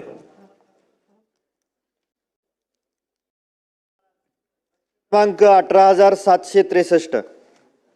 वितरित केल्याप्रमाणे अध्यक्ष महाराज, महाराष्ट्र शासनाच्या सामाजिक न्याय विभागाच्या माध्यमातून राज्यामध्ये जवळपास 450 प्रशासकीय वसतिगृह चालवली जातात. यामधून हजारो विद्यार्थ्यांची शिक्षणाची सोय केली जाते आणि याच वसतिगृहामध्ये राहून असंख्य प्रशासकीय अधिकारी निर्माण झालेले आहेत आणि अशा वसतिगृहामध्ये भोजन व्यवस्था, सफाई, सुरक्षा याचे कामकाजाचे क्रिस्टल कंपनीकडे याचं टेंडर गेलं आणि त्या कारणाने अनेक दिवसापासून गैरव्यवस्था, अनियमितता आणि विद्यार्थ्यांप्रती निष्काळजीपणा या जाणवतोय आणि असंख्य तक्रारी विद्यार्थ्यांच्या आलेल्या आहेत. प्रत्येक विद्यार्थ्यांकरिता भोजनाचा खर्च जवळपास 5 ते 6 हजार आहे आणि शेवटच्या ठेकेदारापर्यंत तो 3 ते 4 हजारापर्यंत पोहोचतो आणि त्याच्यामुळं निकृष्ट दर्जाचं भोजन दिलं जातं. तर याच्यामध्ये त्या क्रिस्टल कंपनीवरती ज्याच्याकडे टेंडर आहे याच्यावरती आपण काय कारवाई केली आहे का, भविष्यात काय कारवाई करणार आहात का, आणि या वसतिगृहामध्ये राहणारे ग्रामीण भागातील गोरगरीब कुटुंबातली मुलं असतात त्यांच्याप्रती आपण संवेदनशील राहणार आहात का? अध्यक्ष महोदय, सन्मानित सदस्यांनी अत्यंत महत्त्वाचा प्रश्न या ठिकाणी उपस्थित केलेला आहे. महाराष्ट्रात आपल्या राज्यात एकूण वसतिगृहाची संख्या 449 आहे. मुलांची वसतिगृह 231 आहेत, मुलींची वसतिगृह 218 आहेत. आपण या मुलांना जे काही जेवण देतो त्यामध्ये सुधारणा करण्याचा नेहमी आपण प्रयत्न करत आलेलो आहोत. आताही जर पाहिलं तर आपण सकाळी नाश्त्यामध्ये पोहे, उपमा, शिरा यापैकी एक, दूध, उकडलेले अंडे, फळे इत्यादी समावेश आहे. दुपारचं व संध्याकाळच्या जेवणामध्ये चपाती, भात, भाजी व डाळ, कांदा, लिंबू, लोणचे, पापड व तूप, दर आठवड्याला मटण किंवा चिकन, या सर्व गोष्टी आपण जरी पुरवत असलो तरी काही ठिकाणी कधी कधी जेवणाच्या चवीमध्ये किंवा जेवणाच्या क्वालिटीमध्ये त्रुटी आम्हाला निश्चित आढळून आल्या होत्या. त्यानुसार आम्ही त्या तपासून संबंधित ठेकेदार जो भोजन पुरवठा करणारा आहे त्याला जवळपास 55 लाख रुपयाचा दंड आतापर्यंत आम्ही आकारलेला आहे. आमचा मानस हेच आहे की विद्यार्थ्याला चांगलं पौष्टिक आहार मिळाला पाहिजे. ठेकेदार कोण क्रिस्टल आहे का आणखीन कोणी आहे त्याच्याशी काही घेणे देणं नाही, परंतु अशा पद्धतीने जर विद्यार्थ्यांना किंवा त्या हॉस्टेलमधल्या मुलींना जर जेवण मिळालं तर त्याच्यावर कारवाई ही आमच्याकडून डिपार्टमेंटकडे नेहमीच होत असते. हा जो काही कॉन्ट्रॅक्ट दिलेला आहे हा 3 वर्षासाठी आपण दिलेला आहे. यामध्ये आणखीन जे काही आम्ही काही सुधारणा जे करतोय, वसतिगृहाचा जो गृहपाल आहे रोज यांना या भोजनाची चव घेणं बंधनकारक आपण केलेलं आहे. तसेच सहाय्यक आयुक्त, उपायुक्त यांच्याकडून वेळोवेळी वसतिगृहाला भेट देऊन भोजन व इतर सुविधाची खात्री करण्यात येते. म्हणून आम्ही मुलांच्या या आहारामध्ये कुठंही कॉम्प्रोमाइज करायच्या मनस्थितीत नाही किंवा करणार सुद्धा नाही. अनेक ठिकाणी जर छोटी जरी तक्रारी आल्या, आम्ही आता एवढंच नाही केलं तर त्या हॉस्टेलमध्ये जे काही आपण जे वॉचमॅन दिलेले आहेत किंवा इतर जे काही भोजन व्यवस्था ज्यांच्याकडे आहे ते लोक दिलेले आहेत त्यांना ड्रेस कोड कंपल्सरी केलेला आहे. असे सुद्धा ते जर आपल्याला त्याच्यामध्ये जरी काही तूट आढळली तर त्यांच्यावर सुद्धा आपली कारवाई आपण करतोय. म्हणून तुम्हाला या सभागृहामध्ये एवढंच सांगेल की यापुढे विद्यार्थ्यांच्या जेवणामध्ये किंवा त्यांच्या इतर सुविधांमध्ये कुठेही कमी पडणार नाही याची काळजी सरकार घेईल. नेमलेले आहेत त्या सफाई कामगारांचं ज्या कंपनीकडे टेंडर आहे त्या कंपनीनं त्या कामगारांचे पगार दिले नसल्या कारणाने त्या वसतिगृहामध्ये अस्वच्छता आहे आणि डासापासून जे रोग होतात, डेंग्यू, मलेरियासारखे असे असंख्य पेशंट त्या विद्यार्थ्यांना म्हणजे आजारी पडलेले आहेत. डेंग्यू आणि मलेरिया या आजारामुळं, तर याच्याबद्दल मंत्री महोदयांनी याचं उत्तर द्यावं. अध्यक्ष महाराज, या सफाई कामगाराचा पगारासंदर्भामध्ये मागे एका हॉस्टेलमध्ये 2 दिवसाचा स्ट्राईक करण्यात आला होता. खरं तर विभागातर्फे हे पेमेंट डायरेक्ट हा कॉन्ट्रॅक्टरकडे जातो. कॉन्ट्रॅक्टरची ही जबाबदारी असते की त्यांनी त्या कर्मचाऱ्यांना वेळेवर पगार केला पाहिजे. त्यांनी जर वेळेवर पगार केला नाही तर त्याच्यावर कारवाई करणं हे डिपार्टमेंटचा अधिकार आहे. तर ते तो वापर आम्ही करतोय सुद्धा. एखाद्या वेळेला जर कॉन्ट्रॅक्टरचं बिल जरी थांबलं तरी त्याला 2 महिने थांबो का 3 महिने थांबो, परंतु त्याला हे बंधनकारक आहे की त्याने सफाई कर्मचाऱ्याचा पगार हा वेळेवर दिला पाहिजे. जी घटना घडली त्याची दखल आम्ही घेतलेली आहे. यापुढे कधीही भविष्यामध्ये अशा घटना घडणार नाही याची आम्ही काळजी घेऊ. ठीक आहे, पुढे जाऊया. चला बोला. स्कोपच्या बाहेर आहे प्रश्न. केम रुग्णालयामध्ये नर्सिंग हॉस्टेलसाठी मुलींचा हॉस्टेल सध्या बंद आहे, परंतु मंत्री महोदय त्यांना ज्या शाळेमध्ये महानगरपालिकेच्या अखत्यारीतला विषय साहेब फक्त महानगरपालिकेच्याच रिलेटेड आहे, पण त्यांची हालत एकदम खराब आहे. युडी देणार. बोला. आपण जो मुद्दा मांडला तो की हे क्रिस्टल कंपनीवरती कारवाई केली 55 लाख वगैरे, तरी काही फरक पडलेला नाही. आजही वस्तुस्थिती तीच आहे. माझ्याही मतदारसंघामध्ये अशाच पद्धतीचं अन्न पण तसंच आहे आणि फर्निचर एकाही रूममध्ये नाही आहे अजूनपर्यंत. चांगलं वसतिगृह बांधलं गेलेलं आहे, परंतु आतमध्ये जे काही लागतं टेबल खुर्च्या आणि इतर कुठल्याही सुविधा दिल्या जात नाही. पाण्याची सोय नाही आहे. त्यामुळं मी माझ्या आमदार निधीतून पैसे देऊ केलेले आहेत. त्यामुळे ह्याही गोष्टीवरती आपण गरिबांची मुलं आहेत त्यांच्यावरती थोडंसं लक्ष द्यावं ही माझी आपल्याला विनंती आहे. धन्यवाद. चला पुढे जाऊ. प्रश्न क्रमांक 2. अध्यक्ष महोदय, प्रश्न क्रमांक 2. सभागृह चालू आहे तर नाही? बसा. अध्यक्ष महोदय छापल्याप्रमाणे बोला. अध्यक्ष महोदय, बोला बोला बोला बोला. अध्यक्ष महोदय, या ठिकाणी प्रश्नकर्ते आमचे सुनील प्रभू आजारी असल्यामुळं ते काय नाहीत आणि आपल्या सभागृहाची प्रथा आहे की ते नसतील तर प्रश्न आपण घेतो. अध्यक्ष महोदय, प्रश्नकर्त्यांनी जो प्रश्न विचारलेला आहे, माननीय मंत्री महोदयांच्या उत्तरामध्ये प्रश्नकर्त्यांचे सगळे प्रश्न आणि सगळ्या अडचणींनी सगळे आरोप, झालेला भ्रष्टाचार, झालेली अनियमितता आपण उत्तरामध्ये मान्य केलेली आहे. काय उत्तर आहे आपलं? मी मुद्द्याचंच तेवढं घेतो की जानकीबाई जैतू भंडारी यांच्याशी नातेसंबंध असल्यासंबंधी आपण ज्या वेळेला अध्यक्ष महोदय वारस तपास करतो त्यावेळेला नातं काय असावं लागतं? ते ब्लड रिलेशन असावं लागतं. कोणतरी लांबचा नातेवाईक येऊन सांगतो की या मालकाचा मी नातेवाईक आहे आणि त्यांचं आपण आपल्या तलाट्यानी आपल्या सर्कल इन्स्पेक्टरनी त्याचं नाव लावून घेतलं. एवढ्यावर ते थांबले का? तर 1957 पर्यंत त्या जानकीबाईच्या नावावर 4 गुंठे जागा होती. तुमच्या अधिकाऱ्यांनी 40 गुंठे केली. म्हणजे याची जमीन त्याच्या नावावर तलाठी रातोरात करतात. हे डिजिटल 7/12 वगैरे वगैरे तुम्हाला माहिती आहे. मी काय तुम्हाला सांगायला नको अशातला भाग नाही. आता आपण आपल्या उत्तराच्या शेवटच्या भागामध्ये काय म्हटलंय, मी सगळं डिटेल्स वाचून दाखवत नाही, की जिल्हाधिकाऱ्यांनी त्याला कारणे दाखवा नोटीस बजावलेली आहे. कधी बजावले?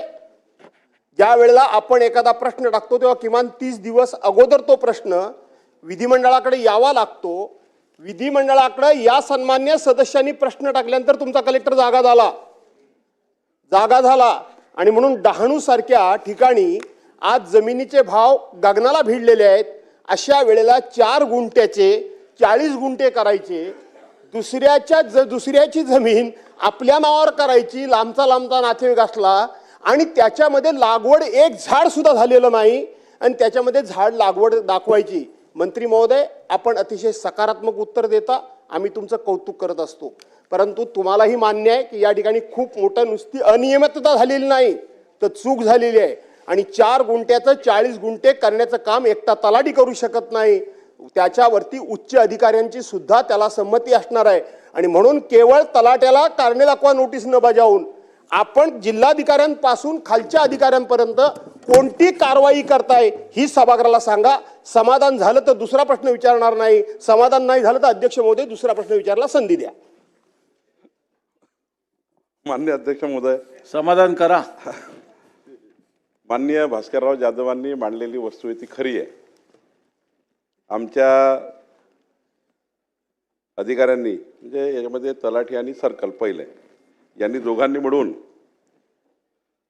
जी जानकीबाई 1986 मरण पावली तिचा जमिनीचा फेरफार जो 2025ला राजेंद्र राऊत आणि 2 या लोकांनी संगनमत करून, तलाठी आमचा आराय आणि हे राऊत यांनी संगनमत करून 86 पासून तर 2025 पर्यंत मधलं काही चेक न करता परस्परच ही जमीन त्यांच्या नावावर करून दिली आहे. आणि त्यामुळं आता तर आपण गुन्हा दाखल केलाच आहे, त्याचा FIR आपल्याला देतो मी, FIR कॉपी आणली आहे. आणि तलाठी संतोष कोटनाके आणि जी मंडळ अधिकारी आहे जोशविन गमजा हिला आता निलंबित केला आहे. आजच निलंबनाचे आदेश आम्ही काढतो आहे. आणि दुसरं, या ठिकाणी गुन्हे दाखल केले आहे. या गुन्ह्यामध्ये प्रांत असेल, तहसीलदार असेल, जे लोक असतील, नाही दादा पहिले ते त्यांनी जे चूक केली आहे गमजा आणि ते तलाठ्यांनी यांनी परस्पर केली आहे. आणि जो गुन्हा दाखल केला आहे तो याच्या ठिकाणी याच्यावर पोलीस तपास करताय. दुसरं 4 गुंठेचं 40 जे झालं आहे ते 40R झालं आहे ते आता 2 भाग आहे. एक तर म्हणणं आहे की ते जे आपले डिजिटल सातबार आहे याच्यामध्ये त्यांचं म्हणणं ही चूक झाली, पण मला वाटत नाही डिजिटल सातबारा वगैरे चूक असतं. हे जरा इतका मोठा फ्रॉड करताना हाही फ्रॉड केला आहे. आणि त्यामुळं या प्रकरणामध्ये त्याची फेरफार तपासली तर समजणार फ्रॉड झालाय की चूक आहे, हे फेरफारवरनं समजणार नाही. त्यांनी 2 भाग केले. एक तर परस्पर राऊतच्या नावावर सातबारा करून दिला ज्याचा काही भंडारीचा संबंध नाही. भंडारीचा संबंध आहे तर कडूशी, त्यांची मुलगी कडू, तर कडूला तर आपण तिच्या नावावर प्रॉपर्टी करून दिली आहे, आता तिच्या मुलीच्या नावावर करून दिली आहे. त्यामुळं तो वाद संपला आता. पण राऊत आणि हे जे सर्व लोक ज्यांनी हे बदमाशी केली यावर गुन्हा दाखल केला.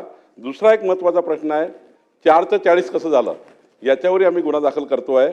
याचा गुन्हा दाखल व्हायचा आहे 4 ते 40चा. त्यामुळे याच्यावरही गुन्हा दाखल करू याही प्रकरणात.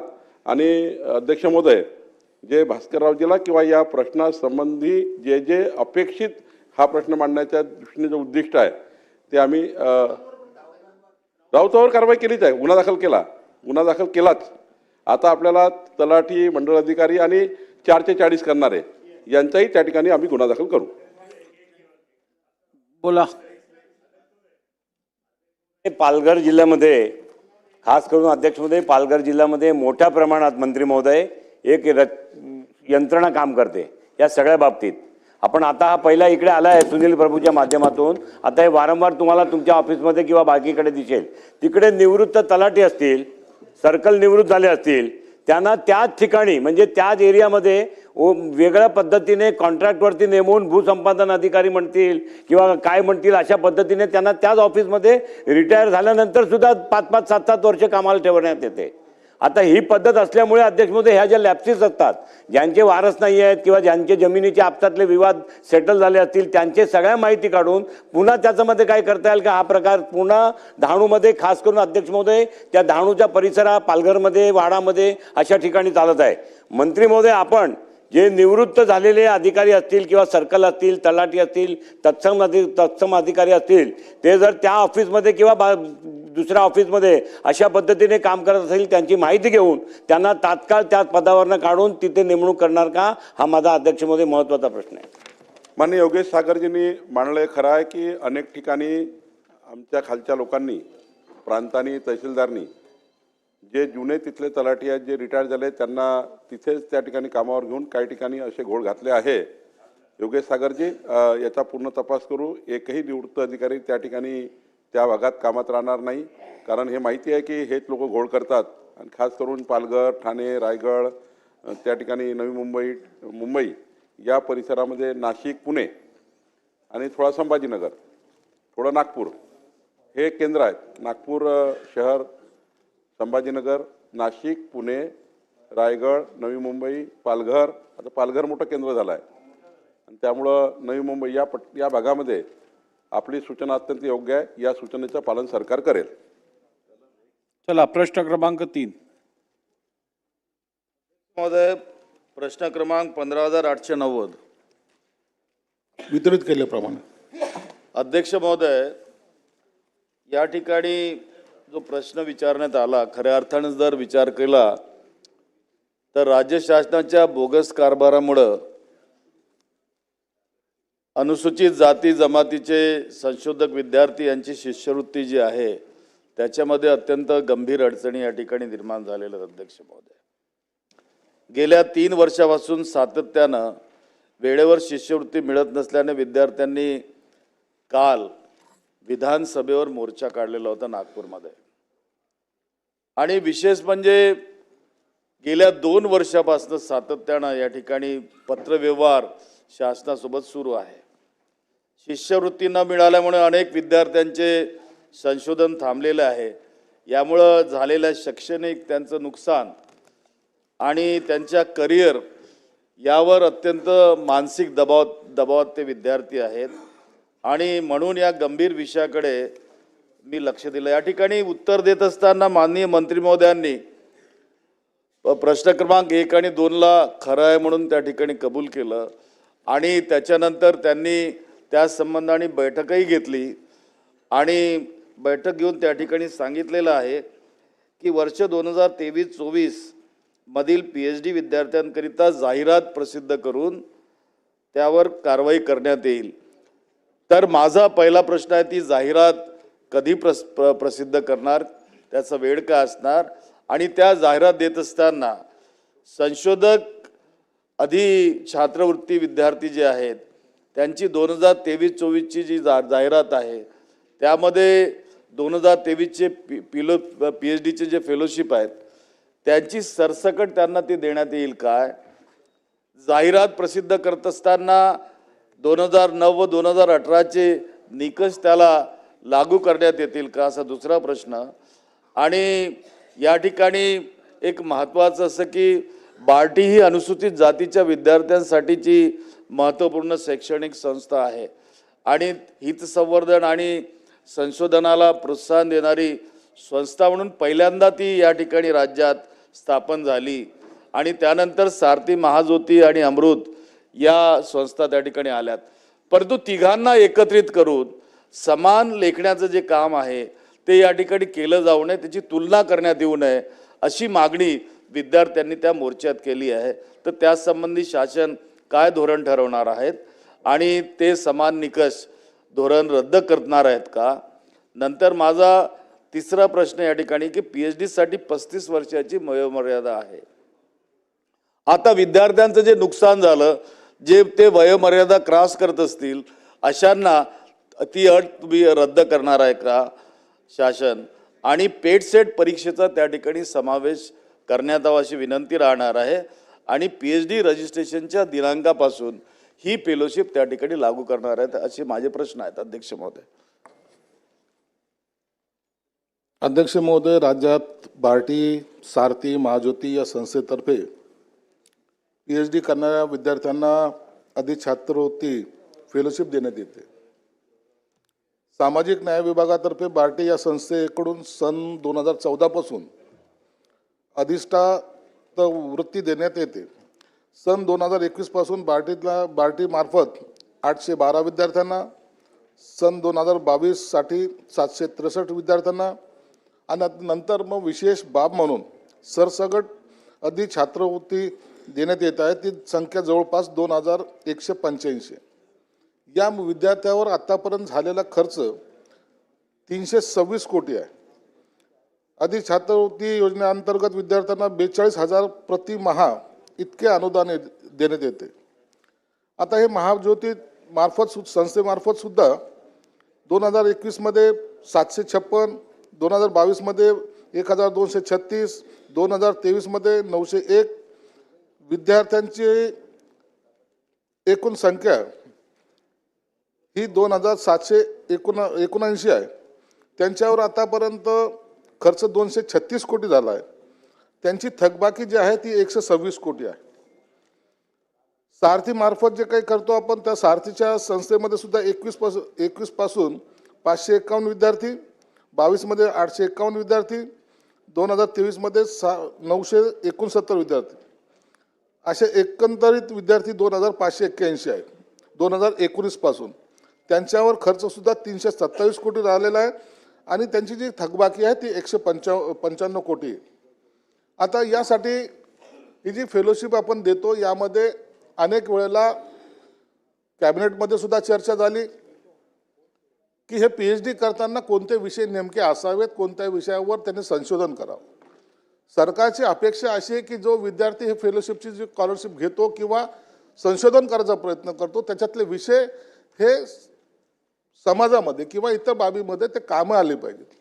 अनेक विषय असे त्या विषयाशी काहीही संबंध नसलेल्या विषयावर बी काही लोक विद्यार्थ्यांनी PhD केली हे निदर्शनास आलेलं आहे, हे सत्य आहे.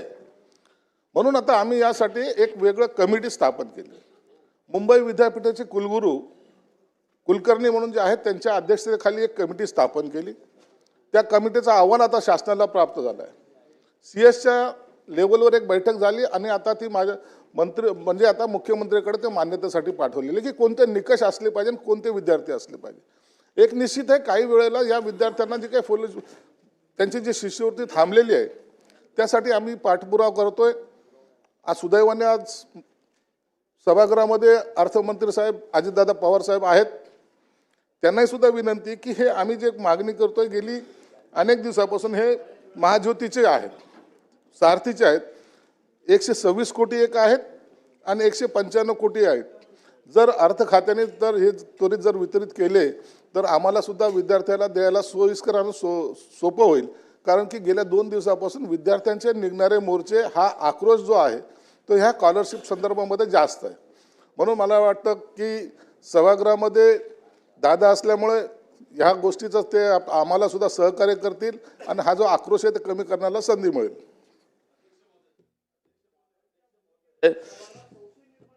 अध्यक्ष महोदय, या ठिकाणी मी जो प्रश्न आला आहे त्या प्रश्नावर मी जो प्रश्न उपस्थित या ठिकाणी केला त्याचं उत्तर मला काही मिळालं नाही. या उलट वित्तमंत्री महोदय जरा थांबा ना, आता तुमचाच विषय या ठिकाणी आला आहे पण तुम्ही निधी देऊन तर था. अध्यक्ष महोदय, शासन हे शासन असतं अध्यक्ष महोदय. त्यामध्ये वित्तमंत्री किंवा सामाजिक न्याय मंत्री असा भेदभाव नसतो. त्यामुळं जो मंत्री या ठिकाणी उत्तर देत असतो ते उत्तर शासनाचं आपण धरतो अध्यक्ष महोदय. उरला प्रश्न या ठिकाणी अध्यक्ष महोदय, मी स्वतः PhD केलेली आहे आणि PhD करिता काय त्रास होतात मला माहिती आहे. जे विद्यार्थी सब्जेक्ट निवडतात त्या विद्यार्थ्यांना सब्जेक्ट हे तो जो गाईड असतो तो गाईड जे विषय देतो त्या विषयामधनं तो सब्जेक्ट निवडला जातो. ठीक आहे की काही सब्जेक्ट असे असतील की जे सब्जेक्ट त्या निकषात येत नसतील तर त्याला कोण ठरवणार. सामाजिक न्यायाच्या प्रश्नावर जर सब्जेक्ट ठरवायचे असतील तर त्याचे निकष सामाजिक न्यायाचे जे एक्सपर्ट्स आहेत त्यांची कमिटी करून त्यांच्या माध्यमातून घेण्यात आलेत पाहिजेत. तर आणि ते येत असतील तर त्या ठिकाणी त्या विद्यार्थ्यांना न्याय दिला पाहिजे. या ठिकाणी होतं काय की ज्या विद्यार्थ्यांनी ती फेलोशिपसाठी अर्ज केले, ज्या दिवशी त्यांचं रजिस्ट्रेशन झालं त्यांना मंजुरी देण्याचं ठरलं, राज्य शासनातर्फे देण्यातही आली काही लोकांना आणि मध्यंतरीच्या काळामध्ये त्या लोकांना त्या ठिकाणी स्कॉलरशिप न मिळाल्यामुळं ते त्या ठिकाणी अभ्यास करूच शकले नाही. त्यामुळे त्यांचा जो PhDचा अवधी आहे तो वाढत गेला, त्याच्यात तफावत आली आणि आता निधीचा जो प्रश्न या ठिकाणी जर सामाजिक न्याय मंत्री या ठिकाणी म्हणत असतील की वित्त विभागाने निधी या ठिकाणी उपलब्ध करून दिला नाही, मी सांगू इच्छितो अध्यक्ष महोदय, अनेक मोर्चे त्या पुणे शहरामध्ये निघालेले आहेत आणि पुणे शहरातनं मुंबईपर्यंत हे बार्टीचे विद्यार्थी पायी चालून त्यांनी मोर्चे काढलेले आहेत. आपण उपमुख्यमंत्री महोदय या ठिकाणी बसले आहेत, ते राज्याचे उपमुख्यमंत्री आहेत. सामाजिक न्यायाच्या बद्दल त्यांची संकल्पना प्रगल्भ आहे. तरीही आपल्या नेतृत्वात जर निधी अभावी या विद्यार्थ्यांचं नुकसान जर होत असेल तर तो निधी राज्य शासन या ठिकाणी उपलब्ध करून देणार का, हा थेट प्रश्न माझा आपल्या माध्यमातून माननीय उपमुख्यमंत्री आणि वित्तमंत्र्यांना आहे. अध्यक्ष महोदय, आता टार्टी, बार्टी, महाज्योती, सारथी, अमृत ह्या वेगवेगळ्या संस्था वेगवेगळ्या घटकातल्या मुलांना मुलींना शिक्षणाच्या दृष्टिकोनातून मदत करायला काढलेले आहेत. अध्यक्ष महोदय, ह्याच्यामध्ये थोडासा ओझरता उल्लेख आमचे संजय शिरसाट साहेबांनी मंत्री महोदयांनी उत्तर देताना केला. मी तुम्हाला काही विषय अध्यक्ष महोदय दाखवतो. असे काही विषय निवडले गेलेले आहेत, कुठल्या मुलांना द्यायचं. काही ठिकाणी एकाच परिवारातले 42-45 हजार रुपये मिळतात म्हटल्यानंतर 5-5 लोक PhD करायला लागलेत एका फॅमिलीतले. आणि मी मधीच माहिती घेतली तर ह्या ठराविक विद्यार्थ्यांच्या करता कित्येकशे कोटी रुपये जात आहेत आणि 4 लाख विद्यार्थ्यांच्या करता म्हणजे ह्यांच्याकरताच रक्कम इतकी मोठी जाते आणि बाकीच्यांच्या करता अतिशय म्हणजे 50% पेक्षा जास्त रक्कम इकडे जायला लागल्यात आणि विद्यार्थ्यांची संख्या कमी आहे. आता त्याच्यामध्ये कॅबिनेटमध्ये ह्याच्याबद्दलची खूप साधक चर्चा झाली. शेवटी कॅबिनेटने हा निर्णय घेतला की एक कमिटी नेमायची चीफ सेक्रेटरीच्या अध्यक्षतेखाली आणि साधारण बार्टीचे किती विद्यार्थ्यांना मेरिटच्या दरवर्षी याच्याकरता ॲडमिशन द्यायची, सारथीच्या किती विद्यार्थ्यांना द्यायची, त्याला आम्ही लिमिट घालणार आहे. आणि ते पण मेरिटच्या विद्यार्थ्यांना मगाशी मंत्री महोदयांनी सांगितलं त्याचे विषय काय आहेत, ते विषय खरोखरीच त्यांनी डॉक्टरेट मिळवल्यानंतर त्याचा उपयोग उद्याच्याला त्यांच्या पुढच्या एकंदरीत कामकाजाला होणार आहे का नाही, या सगळ्या गोष्टी थोड्याशा तपासून बघितल्या जात आहेत. मागं झालं ही गोष्ट खरी आहे. त्यावेळेस निवडणुकीचा काळ होता. निवडणुकीच्या काळात ते विद्यार्थी उपोषणाला बसायचे, नको नाराज नका करू, द्या द्या द्या द्या द्या द्या द्या द्या अशा पद्धतीने हे सगळं झालेलं आहे. तर आता जे मागं झालेलं आहे ते झालेलं आहे, ते आता उकरून काढण्यात काही अर्थ नाही. त्याच्याबद्दल आत्ताच्याही पुरवणी मागण्या काल विनियोजन बिल जे मंजूर करण्यात आलं त्याच्यात पण काही तरतूद करण्यात आलेली आहे आणि त्याच्यातनं काही निधी निश्चितपणे ह्या सगळ्या संस्थांच्या करता देता येईल. पण मी सभागृहाला सांगू इच्छितो, सभागृहाच्या मार्फत सर्वांनाच सांगू इच्छितो, राज्याला पण, की त्याच्यामध्ये लिमिट ठरवलं जाणार, लक्ष्यांक ठरवलं जाणार आहे की बाबा किती विद्यार्थ्यांना द्यायचं. जसं परदेशात जाताना आपण 75 विद्यार्थी ह्या घटकातले आपल्याला मेरिटचे पाठवायचे, तसं ह्याच्यात पण आपण मेरिट लावतोय. आणि राऊतसाहेब तुम्ही आपण एकत्र काम केलेलं आहे, त्याच्यावर तुम्हालाही माहिती आहे मी कधी कुठल्याही घटकावर अन्याय होईल अशा प्रकारची कुठलीही गोष्ट करत नाही. नेहमी समाजातल्या वंचित वर्गाला ज्यांचे ऐपत नाही आई वडिलांची पण त्यांनी ते मेरिटमध्ये आहेत आणि त्यांना सरकार म्हणून आपण मदत केली पाहिजे आणि त्यांचे विषय चांगले आहेत, अशांना मदत करायला महायुतीचं सरकार हे प्राधान्य देतं आणि नेहमीच मदत करतं, पुढेही देत राहील. आत्ता जो विषय तुम्ही उपस्थित केलेला आहे त्याच्याहीबद्दल मी एकदा शिरसाट साहेबांना सगळ्यांना घेऊन बसतो. साधारण किती लवकरात लवकर हे पैसे सगळे रिलीज करता येतील. आत्ता 31 मार्चपर्यंत काही करतो आणि बाकीचे रेग्युलर बजेटमध्ये करून देतो. प्रश्न क्रमांक नाही झाले ना, त्याला 2दा-3दा दिली संधी तुम्हाला. या ठिकाणी मांडत असताना माननीय वित्तमंत्री आणि उपमुख्यमंत्री म्हणालेत की निकष जे सब्जेक्ट्स आहेत त्याच्याबद्दल त्यांनी या ठिकाणी सांगितलं. ज्या विद्यार्थी आता पुढे येणार आहेत त्यांच्यासाठी निकष योग्य आहेत, पण जे विद्यार्थी ऑलरेडी फेलोशिपमध्ये एंटर झालेत आणि त्यांना एंट्री मिळाली त्या ठिकाणी आणि त्यांचे केसेस जर प्रलंबित असतील त्यांना सुद्धा ती शिष्यवृत्ती लागू करण्यात आली पाहिजे, अन्यथा त्यांच्यावर अन्याय होईल. हा त्यांचा महत्त्वाचा इश्यू आहे, कारण 2022 पासून ते पेंडिंग आहेत. त्यामुळं तो निर्णय या ठिकाणी होणार काय आणि निधी देत असताना आपण जे निकष सांगता, इतर बार्टी सोडून इतरांना निधी त्या ठिकाणी देण्यात आला होता आणि इथं देण्यात आला होता, आहेत अशा केसेस. आणि त्यामुळं आणि मी सांगतो ना, PhDच्या बद्दल किती लोक PhD धारक आहेत इथं मला माहिती नाही आणि त्यामुळं PhD असलेला मी व्यक्ती म्हणून या ठिकाणी मांडतो आहे, तर त्या विद्यार्थ्यांना किती त्रास होतो PhD घेत असताना आपल्याला कल्पना सुद्धा नाही. आणि त्यामुळं मला तरी वाटतं की त्यांचा अपमान होऊ नये, असं कृत्य होऊ नये. काही गोष्टी या ठिकाणी ज्या आल्या त्या डिलीट करा. ठीक आहे. प्रश्न क्रमांक 4. अध्यक्ष महोदय, प्रश्न क्रमांक 4 15,647. अध्यक्ष महोदय छापल्याप्रमाणे. अध्यक्ष महोदय, महाराष्ट्रातील तमाम आदिवासी विद्यार्थ्यांना शिक्षण मिळावं आणि कोणताही विद्यार्थी शिक्षणापासून वंचित राहू नये यासाठी आदिवासी विकास विभागामार्फत वसतिगृहातील विद्यार्थ्यावरती उपासमारीची वेळ येऊ नये त्यासाठी आपण त्यांना शैक्षणिक भत्ता त्या ठिकाणी एक ॲडव्हान्स पद्धतीने त्या ठिकाणी देतो. अध्यक्ष महोदय, महाराष्ट्रामध्ये जून, जुलै, ऑगस्ट या 3 महिन्याचा भत्ता विद्यार्थ्यांना त्या ठिकाणी मिळाला नाही आणि म्हणून त्या विद्यार्थ्यावरती उपासमारीची वेळ त्या ठिकाणी आली. या ठिकाणी उत्तरामध्ये मंत्री महोदयांनी समाधानकारक उत्तर त्या ठिकाणी दिलं, परंतु खऱ्या अर्थाने जून, जुलै, ऑगस्ट 2025चा जो भत्ता त्या ठिकाणी मिळाला नाही त्याला कोण जबाबदार आहे? आणि म्हणून मी 3 प्रश्न या ठिकाणी फक्त आपले मंत्री महोदयांना या ठिकाणी उपस्थित करणार आहे.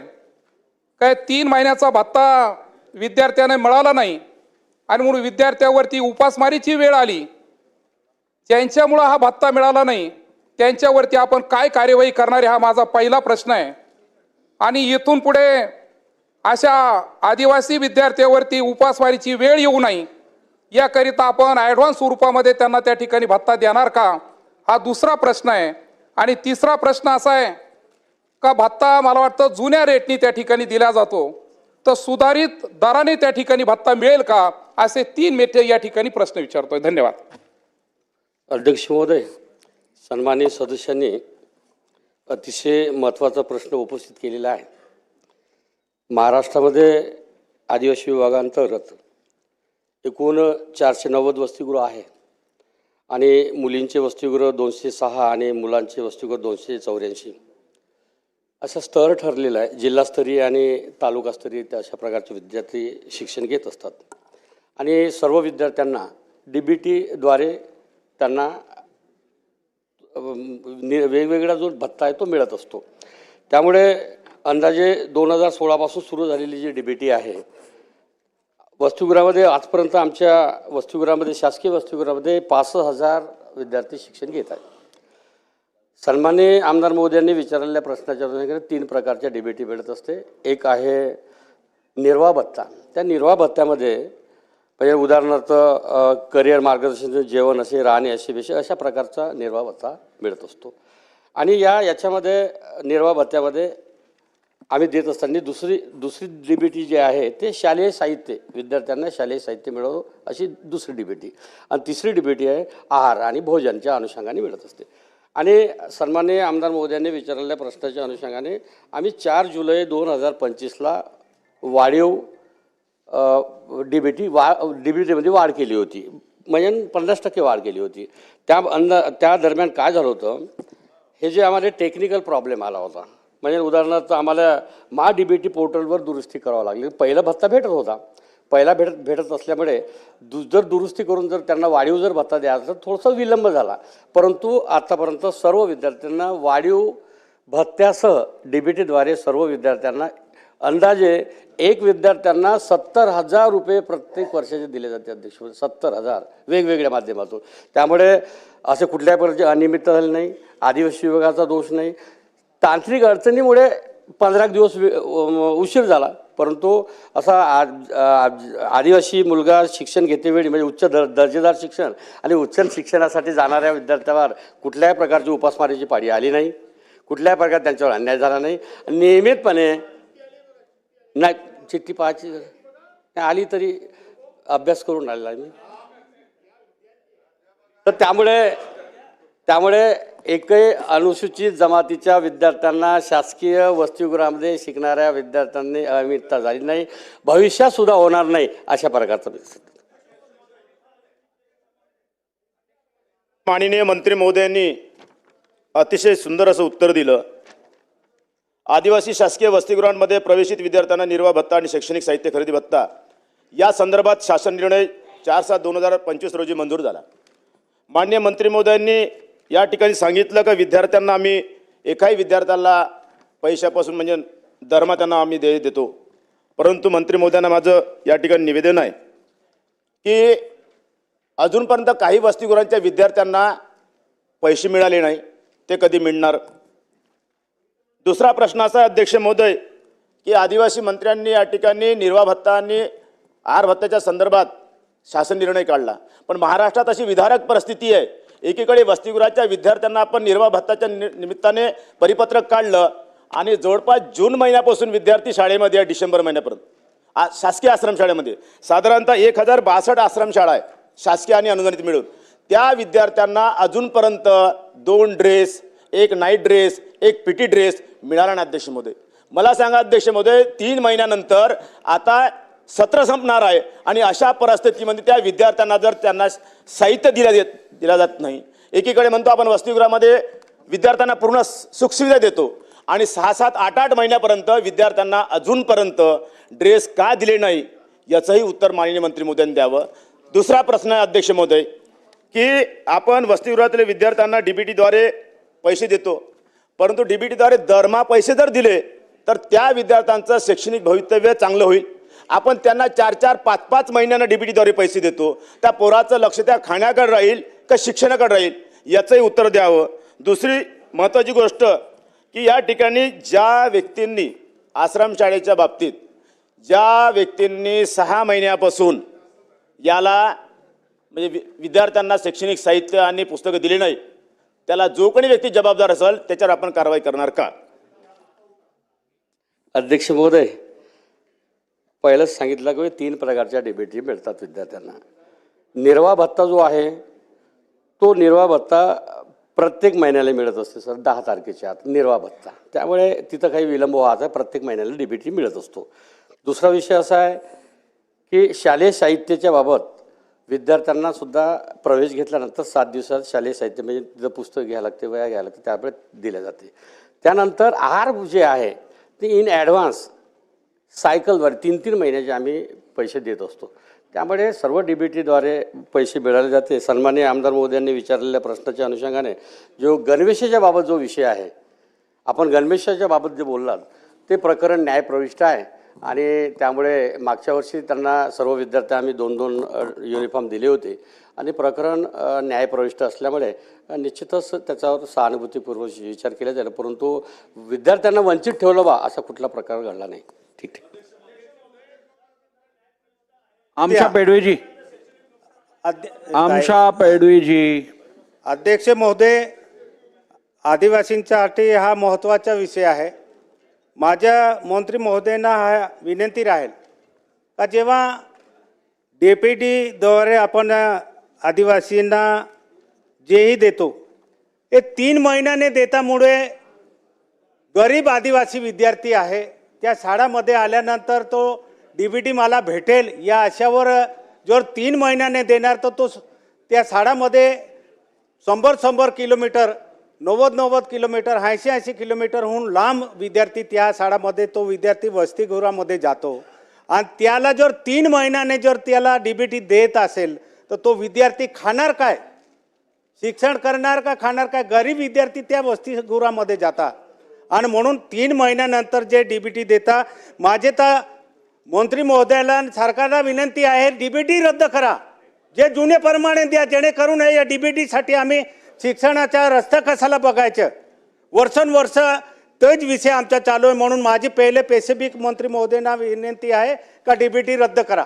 दुसरं, जे वसतिगृहामध्ये जे विद्यार्थी राहतात त्यांना जे किचन शेडमधून जे जेवण दिला, धडगाव अक्कलकोटचा विषय करतो मी, नंदुरबारमध्ये त्याचा जेवण तयार होतो आणि 70 ते 80 किलोमीटरवर तो जेवण घेऊन जातात. तो जेवण हजारो मुलांचं जेवण तयार असतो. त्या जेवणला सकाळी 4 वाजता तयार होतो का 5 वाजता तयार होतो, तो 2-3 वाजे त्या जेवण त्या विद्यार्थीपर्यंत जातो, तोपर्यंत वास मारतो. तर माझे मंत्री महोदयांना विनंती आहे का हे किचन शेड आहे बंद करा, जुनी पद्धतीने त्या विद्यार्थीला त्या चांगला ताजा जेवण भेटायला पाहिजे. हे माझे स्पेसिफिक प्रश्न आहे. अध्यक्ष महोदय, विद्यार्थ्यांना प्रवेश घेतल्यानंतर 7 दिवसाच्या आत ॲडव्हान्समध्ये 3 महिन्याचे पैसे दिले जाते DBT थ्रू. त्यामुळे त्यांना मग किती लांब राहते हा विषय नाही, ॲडव्हान्समध्ये दिले जाते आणि ॲडव्हान्समध्ये 3 मी ॲडव्हान्समध्ये थांबा उत्तर होऊ दे आमदार महोदय, उत्तर होऊ दे. चुकीचं असेल तर हक्कभंग आणा. आता बसा खालती बसा. आमदार महोदय खालती बसा. आमदार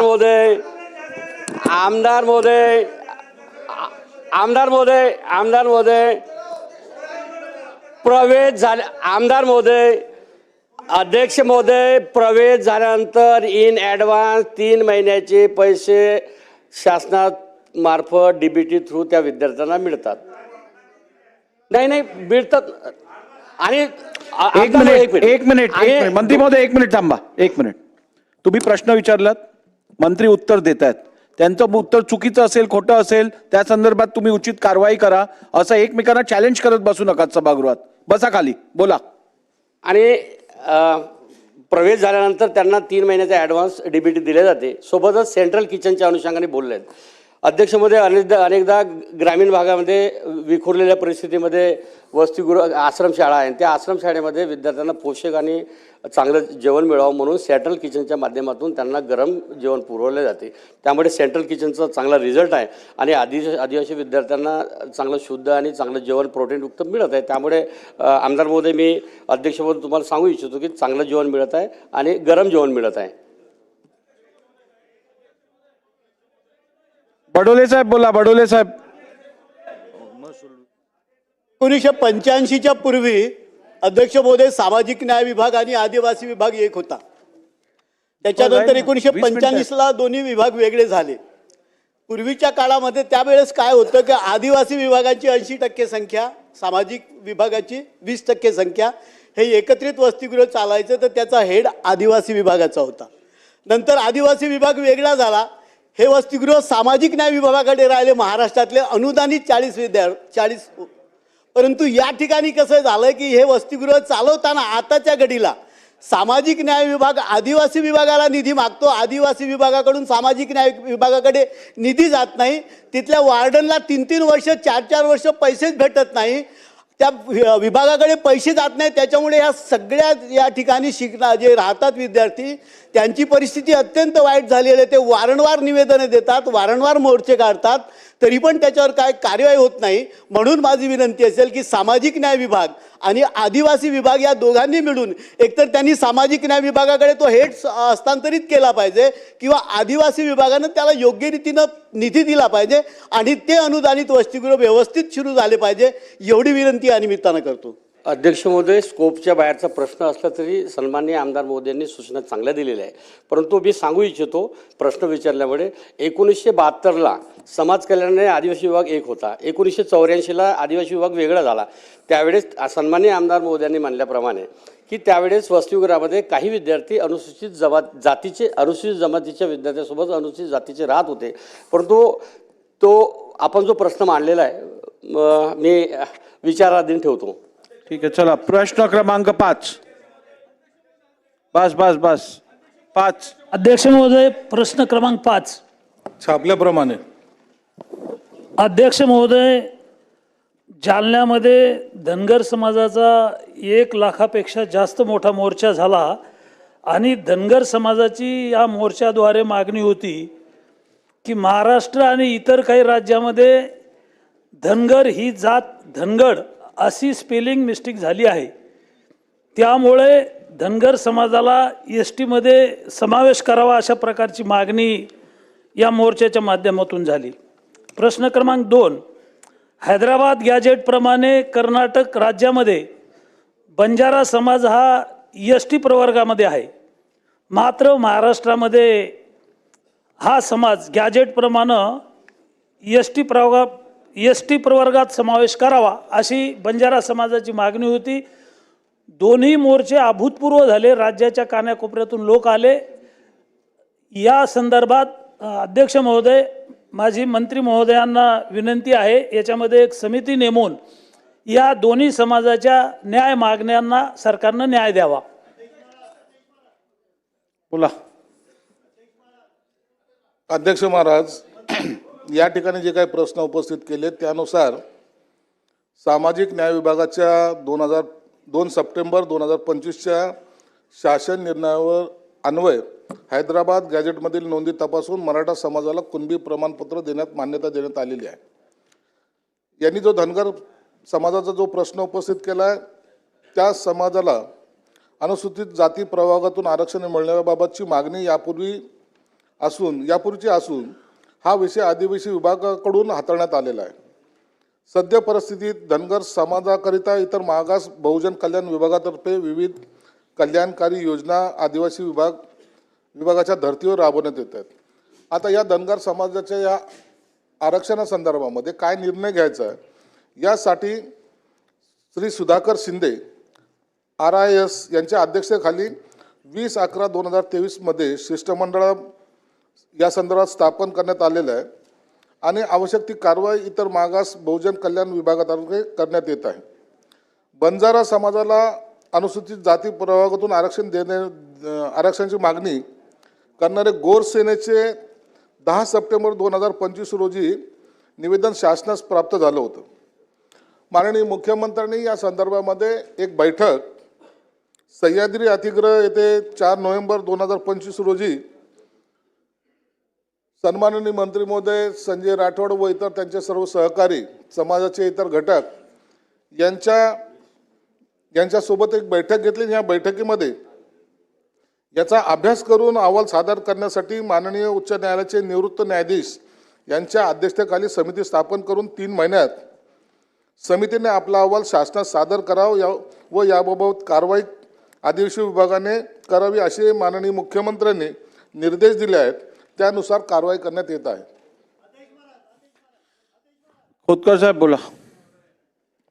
अध्यक्ष महोदय, ज्या ठिकाणी हे आंदोलन दोन्ही धनगर समाजाचं आणि बंजारा समाजाचं, तिथं माझ्याच जालना शहरामध्ये माननीय बबनरावांनी सांगितलं की शहरामध्ये हे मोठे अभूतपूर्व अशा प्रकारचे दोन्ही आंदोलनं, लाखोच्या संख्येमध्ये लोक त्या आंदोलनामध्ये आले असे मला.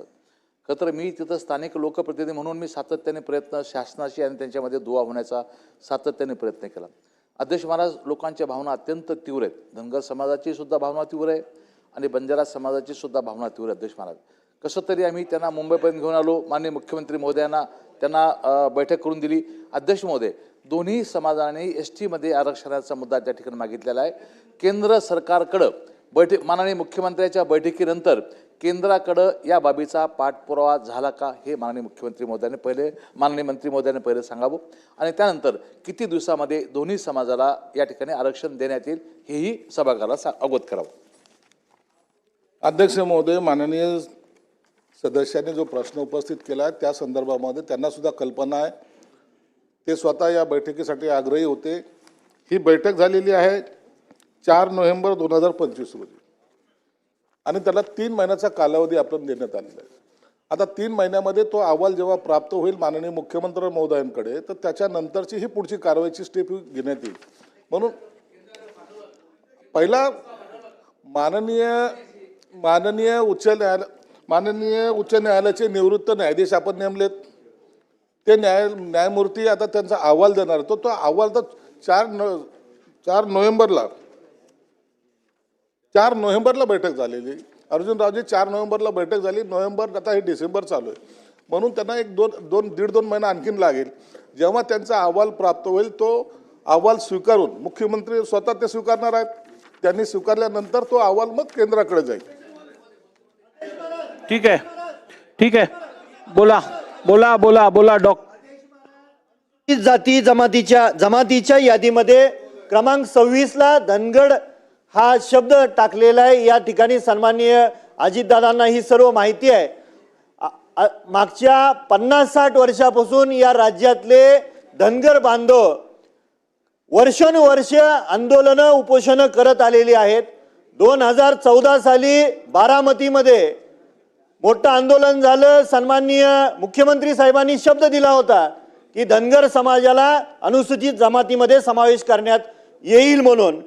राज्य सरकार कायम समित्या नेमतात, शिष्टमंडळांकडे तपासणी होती, बैठका घेतात, पण 80 वर्ष होत आली स्वातंत्र्याला, अजून धनगर समाज अनुसूचित जमातीच्या आरक्षणापासून वंचित आहे. सन्माननीय माजी पंतप्रधान स्वर्गीय अटलजींच्या उपस्थितीमध्ये लाखोंच्या संख्येने पंढरपूर या ठिकाणी मोठा मेळावा घेण्यात आला आणि अटलजींनी सुद्धा त्या ठिकाणी शब्द दिला होता. हे सरकार हे संवेदनशील आहे. धनगर बांधवांच्या ह्या ज्या मागण्या आहेत, विशेष करून अनुसूचित जमातीचा समावेश करणं खूप गरजेचं आहे. धनगड हा शब्द धनगर बदलून देण्यात यावा आणि इतर राज्यांमध्ये धनगर समाजाला अनुसूचित जमातीमध्ये समावेश केलेला आहे. तर महाराष्ट्र सरकार हे कधीपर्यंत समावेश करून देणार? सारख्या समित्या होतात मंत्री महोदय, ठीक आहे, सारख्या भाषण बैठका नको, होतात. भाषण नको, बस बोला, उत्तर घ्या. अध्यक्ष महोदय, यामध्ये मी स्पष्टपणे सांगितलेले आहे, निश्चित आहे धनगर समाजावर किंवा बंजारा समाजावर अन्याय होऊ नये ही शासनाची भूमिका आहे. आणि त्या संदर्भामध्येच आता जे काही मागे जालना जिल्ह्यामध्ये जे आंदोलन झालं ते इतक्या मोठ्या प्रमाणात होतं की प्रत्येकाचा रोष, मग तो धनगर समाज असेल, बंजारा समाज असेल, यांचा रोष हा महाराष्ट्राने पाहिलेला आहे. आणि आता हे प्रकरण कधीतरी एकदा निकाली काढावं म्हणून माननीय मुख्यमंत्री महोदयांनी आता ही समिती नेमलेली आहे. आता ह्या 2-3 महिन्याचा अहवाल जो आपण कालावधी जो दिलेला आहे, जेव्हा मुख्यमंत्री साहेबांनी सह्याद्री अतिथीगृहावर स्वतः त्यांनी आश्वासन दिलंय आणि 3 महिन्याचा कालावधी जेव्हा त्यांना दिलेला आहे, तर अहवाल प्राप्त झाल्याशिवाय पुढची कारवाई करणं थोडंसं उचित होणार नाही. म्हणून योग्य मार्गाने आणि जे काही आरक्षण देणे किंवा हा जो विषय असतो या वेळेला त्याच्यामध्ये कोणती कमतरता नसावी या अनुषंगाने मुख्यमंत्री ठोस पावलं उचलत आहेत. म्हणून आता आणखीन या सर्व प्रकरणाला 3 महिन्याचा कालावधी निश्चित लागणार आहे. चला पुढे जाऊया, बोला. अध्यक्ष महोदय, समाजामध्ये अतिशय संवेदना निर्माण करणारा हा प्रश्न निर्माण झालेला आहे. हैदराबाद गॅझेटच्या नोंदीवरून प्रत्येक जो समाज आहे, बंजारा समाज, धनगर समाज, धोबी समाज, नावी समाज, हे सगळे पॉइंटेड प्रश्न, फक्त समाजाच्या भाषण नाहीत. या सगळ्या सामाजिक समाजाच्या अस्मिता जागृत झालेल्या आहेत आणि प्रत्येक समाज मागासवर्गीय आरक्षण घेण्याच्या अनुषंगानं जे पूर्वी टाळत होते, आता मागासवर्गीय होण्याकडे जी धडपड सुरू आहे ती निश्चितपणानं रास्त आहे. माझी अशी विनंती आहे की हा प्रश्न कुणीतरी उठतंय, कुणी पण अनुसूचित जाती जमातीमध्ये उपवर्ग करा म्हणतंय, हा प्रश्न इतका साधा नाही आहे. सामाजिक वातावरण दूषित करण्याच्या अनुषंगानं आज महाराष्ट्रामध्ये प्रत्येक समाजातला कोणीतरी उठतो, माझ्या समाजाला हे द्या, त्या समाजात घाला, हा प्रश्न असा सोडू नये. माझी उपमुख्यमंत्री महोदयांना या ठिकाणी विनंती आहे. जातीय जनगणना झालेल्या नाहीत, क्वांटिफाईड डाटा कोणत्याही समाजाचा महाराष्ट्र शासनाच्या समोर आलेला नाही. अशा परिस्थितीमध्ये कोणीही उठतो, जाती अस्मिता घेऊन बोलतो, हे बोलणं टाळावं आणि एक सर्वंकष समाजाला प्रतिनिधित्व देणारी सगळ्या समाज घटकांची एक बैठक, एक त्याला काय म्हणू आपण, समिती तयार करून त्यानंतर हा निर्णय घ्यावा. आणि तोपर्यंत हे जे फुटकळ लोक जी बोलतायत, समाजामध्ये अस्थिरता निर्माण करतायत, त्याच्यावरती सुद्धा कंट्रोल आणावा, अशी माझी या निमित्तानं शासनाला विनंती आहे. ठीक, बोला खोसकर साहेब, बोला. या ठिकाणी अनुसूचित जमातीमध्ये आम्हाला आमचा विरोध आहे का याच्यामध्ये अनुसूचित जमातीमध्ये जरी मोर्चा चालवत आम्ही 24 आमदार आहे, दुसरं त्यांना आरक्षण द्यावं, परंतु म्हणजे अनुसूचित जमातीमध्ये त्यांना आरक्षण देऊ नये. शासनाला माझी विनंती आहे की आमच्या 45 जाती आहे, कडिकाबल आजच सुद्धा आमचे लोक गणगण करताय, त्याच्यात आरक्षण द्या, आमच्या वाट्याला काहीच येणार नाही. माझी हात जोडून शासनाला विनंती आहे का अनुसूचित जमातीमध्ये त्यांना आरक्षण देऊन त्यांना वेगळं आरक्षण द्यावं, हीच माझी विनंती. ठीक आहे, प्रश्न क्रमांक 6 नको, भास झाला आता.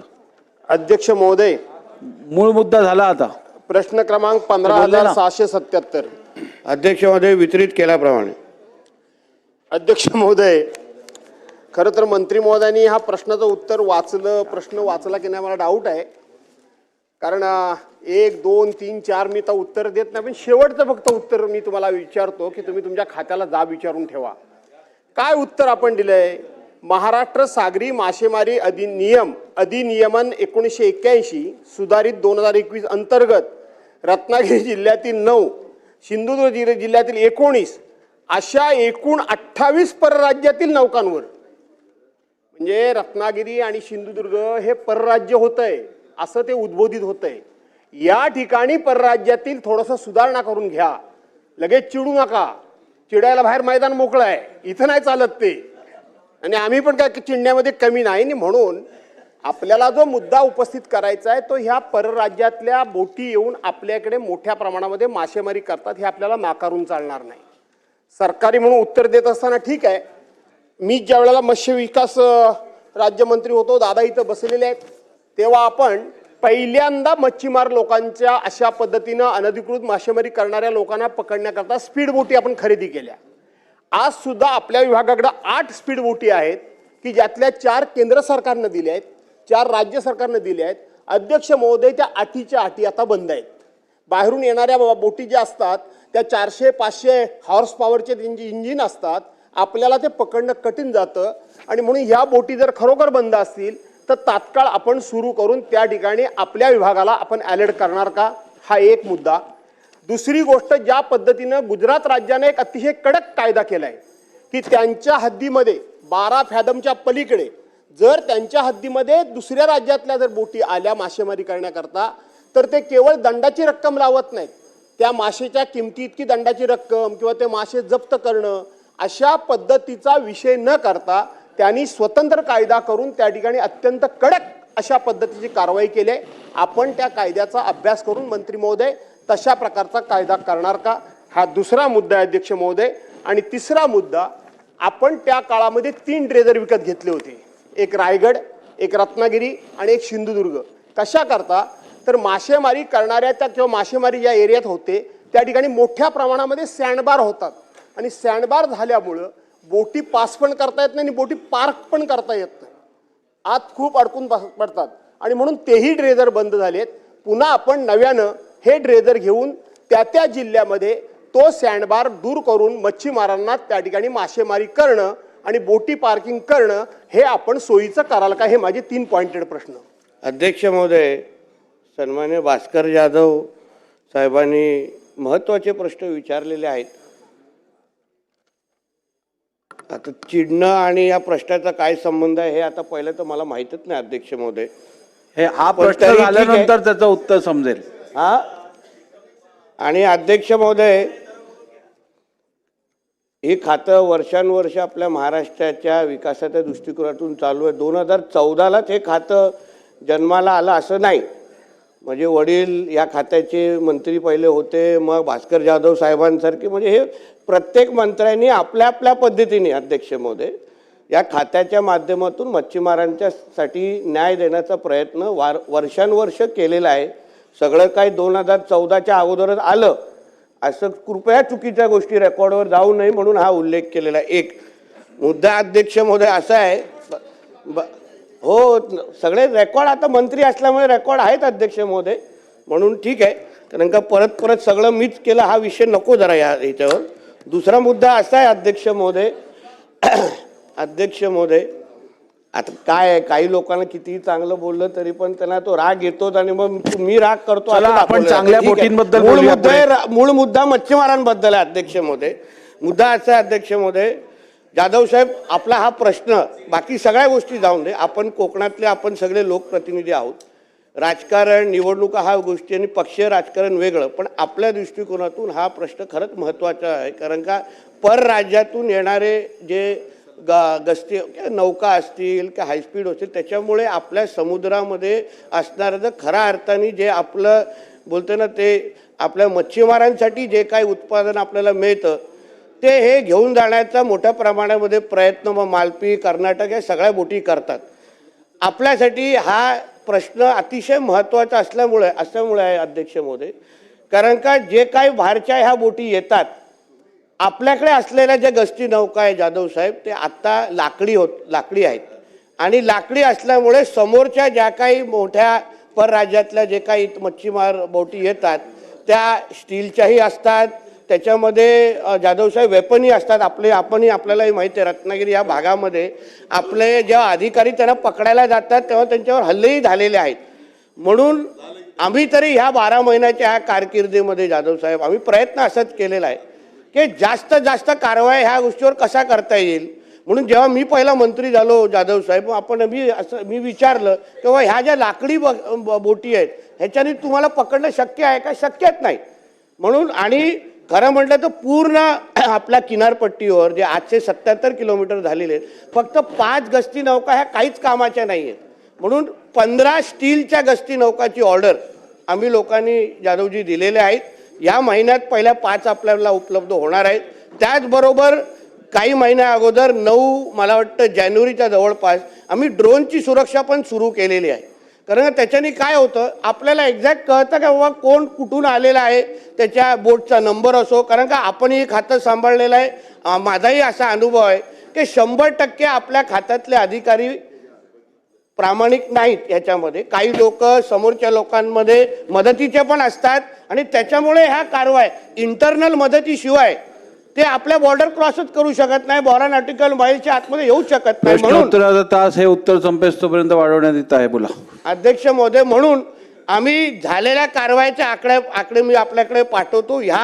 आमच्या ह्या 12 महिन्याच्या कारकिर्दीमध्ये गेल्या 2024 ते 25च्या वर्षी 9,500, पण आपल्या ह्या 12 महिन्याच्या कारकिर्दीमध्ये 1876 कारवाया यावर आम्ही फार बारकाईने केलेल्या, आम्ही फार गांभीर्याने घेतलेल्या आहेत अध्यक्ष महोदय. म्हणून मी आपल्याला विश्वास देतो येणाऱ्या कालावधीमध्ये चांगल्यातल्या चांगल्या आधुनिक गस्ती नौका असतील, ड्रोनची सुरक्षा असेल, AI चा वापर असेल किंवा कुठलंही आधुनिक तंत्रज्ञान आपल्याकडून पण मी काय माहिती घेईन, कुठलंही आधुनिक टेक्नॉलॉजी या बाबतीमध्ये अगर उपलब्ध असेल तर मग ह्या परराज्यातल्या बोटी आपल्याकडे येणं कसं थांबवता येईल, कारण का याचा थेट फायदा आपल्या मच्छीमारांना पारंपरिकला पण होतो, सगळ्या लोकांना होतो, निश्चित पद्धतीने घेण्यात येईल. ड्रेजरच्या बाबतीमध्ये आपण जे बोला अतिशय योग्य आहे. त्या ड्रेजर जे सिंधुदुर्ग रत्नागिरीच्या त्या बाबतीमध्ये मी ते आपण आपल्या कारकिर्दीमध्ये आणि रायगड त्यावेळी जे घेतलेले ड्रेजर त्याला आता आम्ही थोडं मेंटेनन्सचं काम साहेब करून घेतो आहे. पावसाळ्याचा सीझन आत्ताच संपलेला आहे, येणाऱ्या त्या काही महिन्यामध्ये आपण त्याचा वापर सुरू करू जेणेकरून याचा थेट फायदा आपल्या मच्छीमार बांधवांना होईल. धन्यवाद. ठीक आहे. एकच मंत्री महोदय, प्रश्नोत्तर तास संपलेला आहे, परंतु एकच ह्याच्यात आपल्याला सजेशन असं आहे की या गस्ती नौका ज्या आहेत आणि त्यावरती काम करणारे कर्मचारी जे आहेत त्या कर्मचाऱ्यांमध्ये किनारपट्टीवरती राहणाऱ्या स्थानिक मच्छीमार समाजातील जर युवकांना संधी दिलीत तर त्यांना किनारपट्टीची जास्त माहिती आहे आणि गस्ती नौकांवरती काम करून ते अधिक प्रभावशाली काम करू शकतील. त्यामुळे किनारपट्टीवरच्या मच्छीमार व्यवसायाशी निगडीत असणाऱ्या तरुणांना या गस्ती नौकांवरती काम करायची संधी द्यावी. धन्यवाद. चला नेक्स्ट. लेईंग. तारांकित प्रश्नाबाबतची अधिक माहिती सभागृहाच्या पटलावर ठेवणे. माननीय कृषी मंत्री.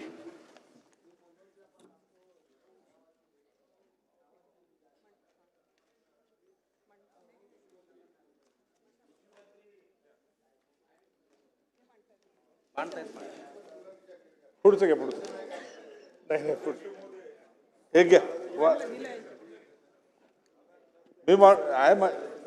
चला अध्यक्ष महोदय, नाशिक जिल्ह्यातील कनकापूर, खर्डे तालुका देवळात व वडनेर भैरव येथील तालुका चांदवड येथील द्राक्ष उत्पादन शेतकऱ्यांना नुकसान भरपाई देण्याबाबत या विषयावरील डॉक्टर राहुल आहेर यांच्या गुरुवार दिनांक 20 मार्च 2025 रोजी उत्तरित झालेल्या तारांकित प्रश्न क्रमांक 5977ला अनुपूरक प्रश्नोत्तराच्या वेळी दिलेल्या आश्वासनानुसार अधिक माहिती सभागृहाच्या पटलावर ठेवण्यात आली.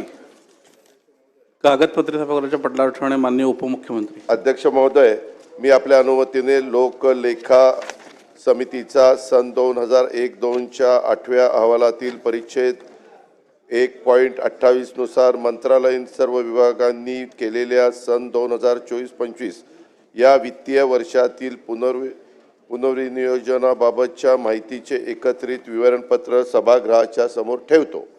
लोकलेखा समिती सन 2001-2002च्या 8व्या अहवालातील परिच्छेद 1.28 नुसार मंत्रालयीन सर्व विभागांनी केलेल्या सन 2024-25 या वित्तीय वर्षातील पुनर्विनियोजनाबाबतच्या माहितीचे एकत्रित विवरणपत्र सभागृहासमोर ठेवण्यात आले.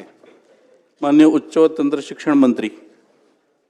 अध्यक्ष महोदय, मी आपल्या अनुमतीने यशवंतराव चव्हाण महाराष्ट्र मुक्त विद्यापीठ अधिनियम 1989 मधील कलम 27 पोट कलम 4 अन्वये यशवंतराव चव्हाण महाराष्ट्र मुक्त विद्यापीठ नाशिक यांचा सन 2024-2025 या वर्षाचे वार्षिक लेखी आणि अंतर्गत लेखापरीक्षण अहवाल या ठिकाणी ठेवतो. महोदय, मी आपल्या अनुमतीने कविकुलगुरू कालिदास संस्कृत विश्वविद्यालय विद्यापीठ अधिनियम 1997च्या कलम 83 अन्वये कविकुलगुरू कालिदास संस्कृत विश्वविद्यालय रामटेक यांचा सन 2023-2024चा वार्षिक अहवाल ठेवतो. महोदय, मी आपल्या अनुमतीने महाराष्ट्र सार्वजनिक विद्यापीठ अधिनियम 2016च्या कलम 135च्या पोटकलम 4 अन्वये पुण्यश्लोक अहिल्यादेवी होलकर सोलापूर विद्यापीठ सोलापूर यांचा सन 2024-2025 या वर्षाचा वार्षिक लेखे व लेखापरीक्षण अहवाल ठेवतो. अध्यक्ष महोदय, मुंबई विद्यापीठ मुंबई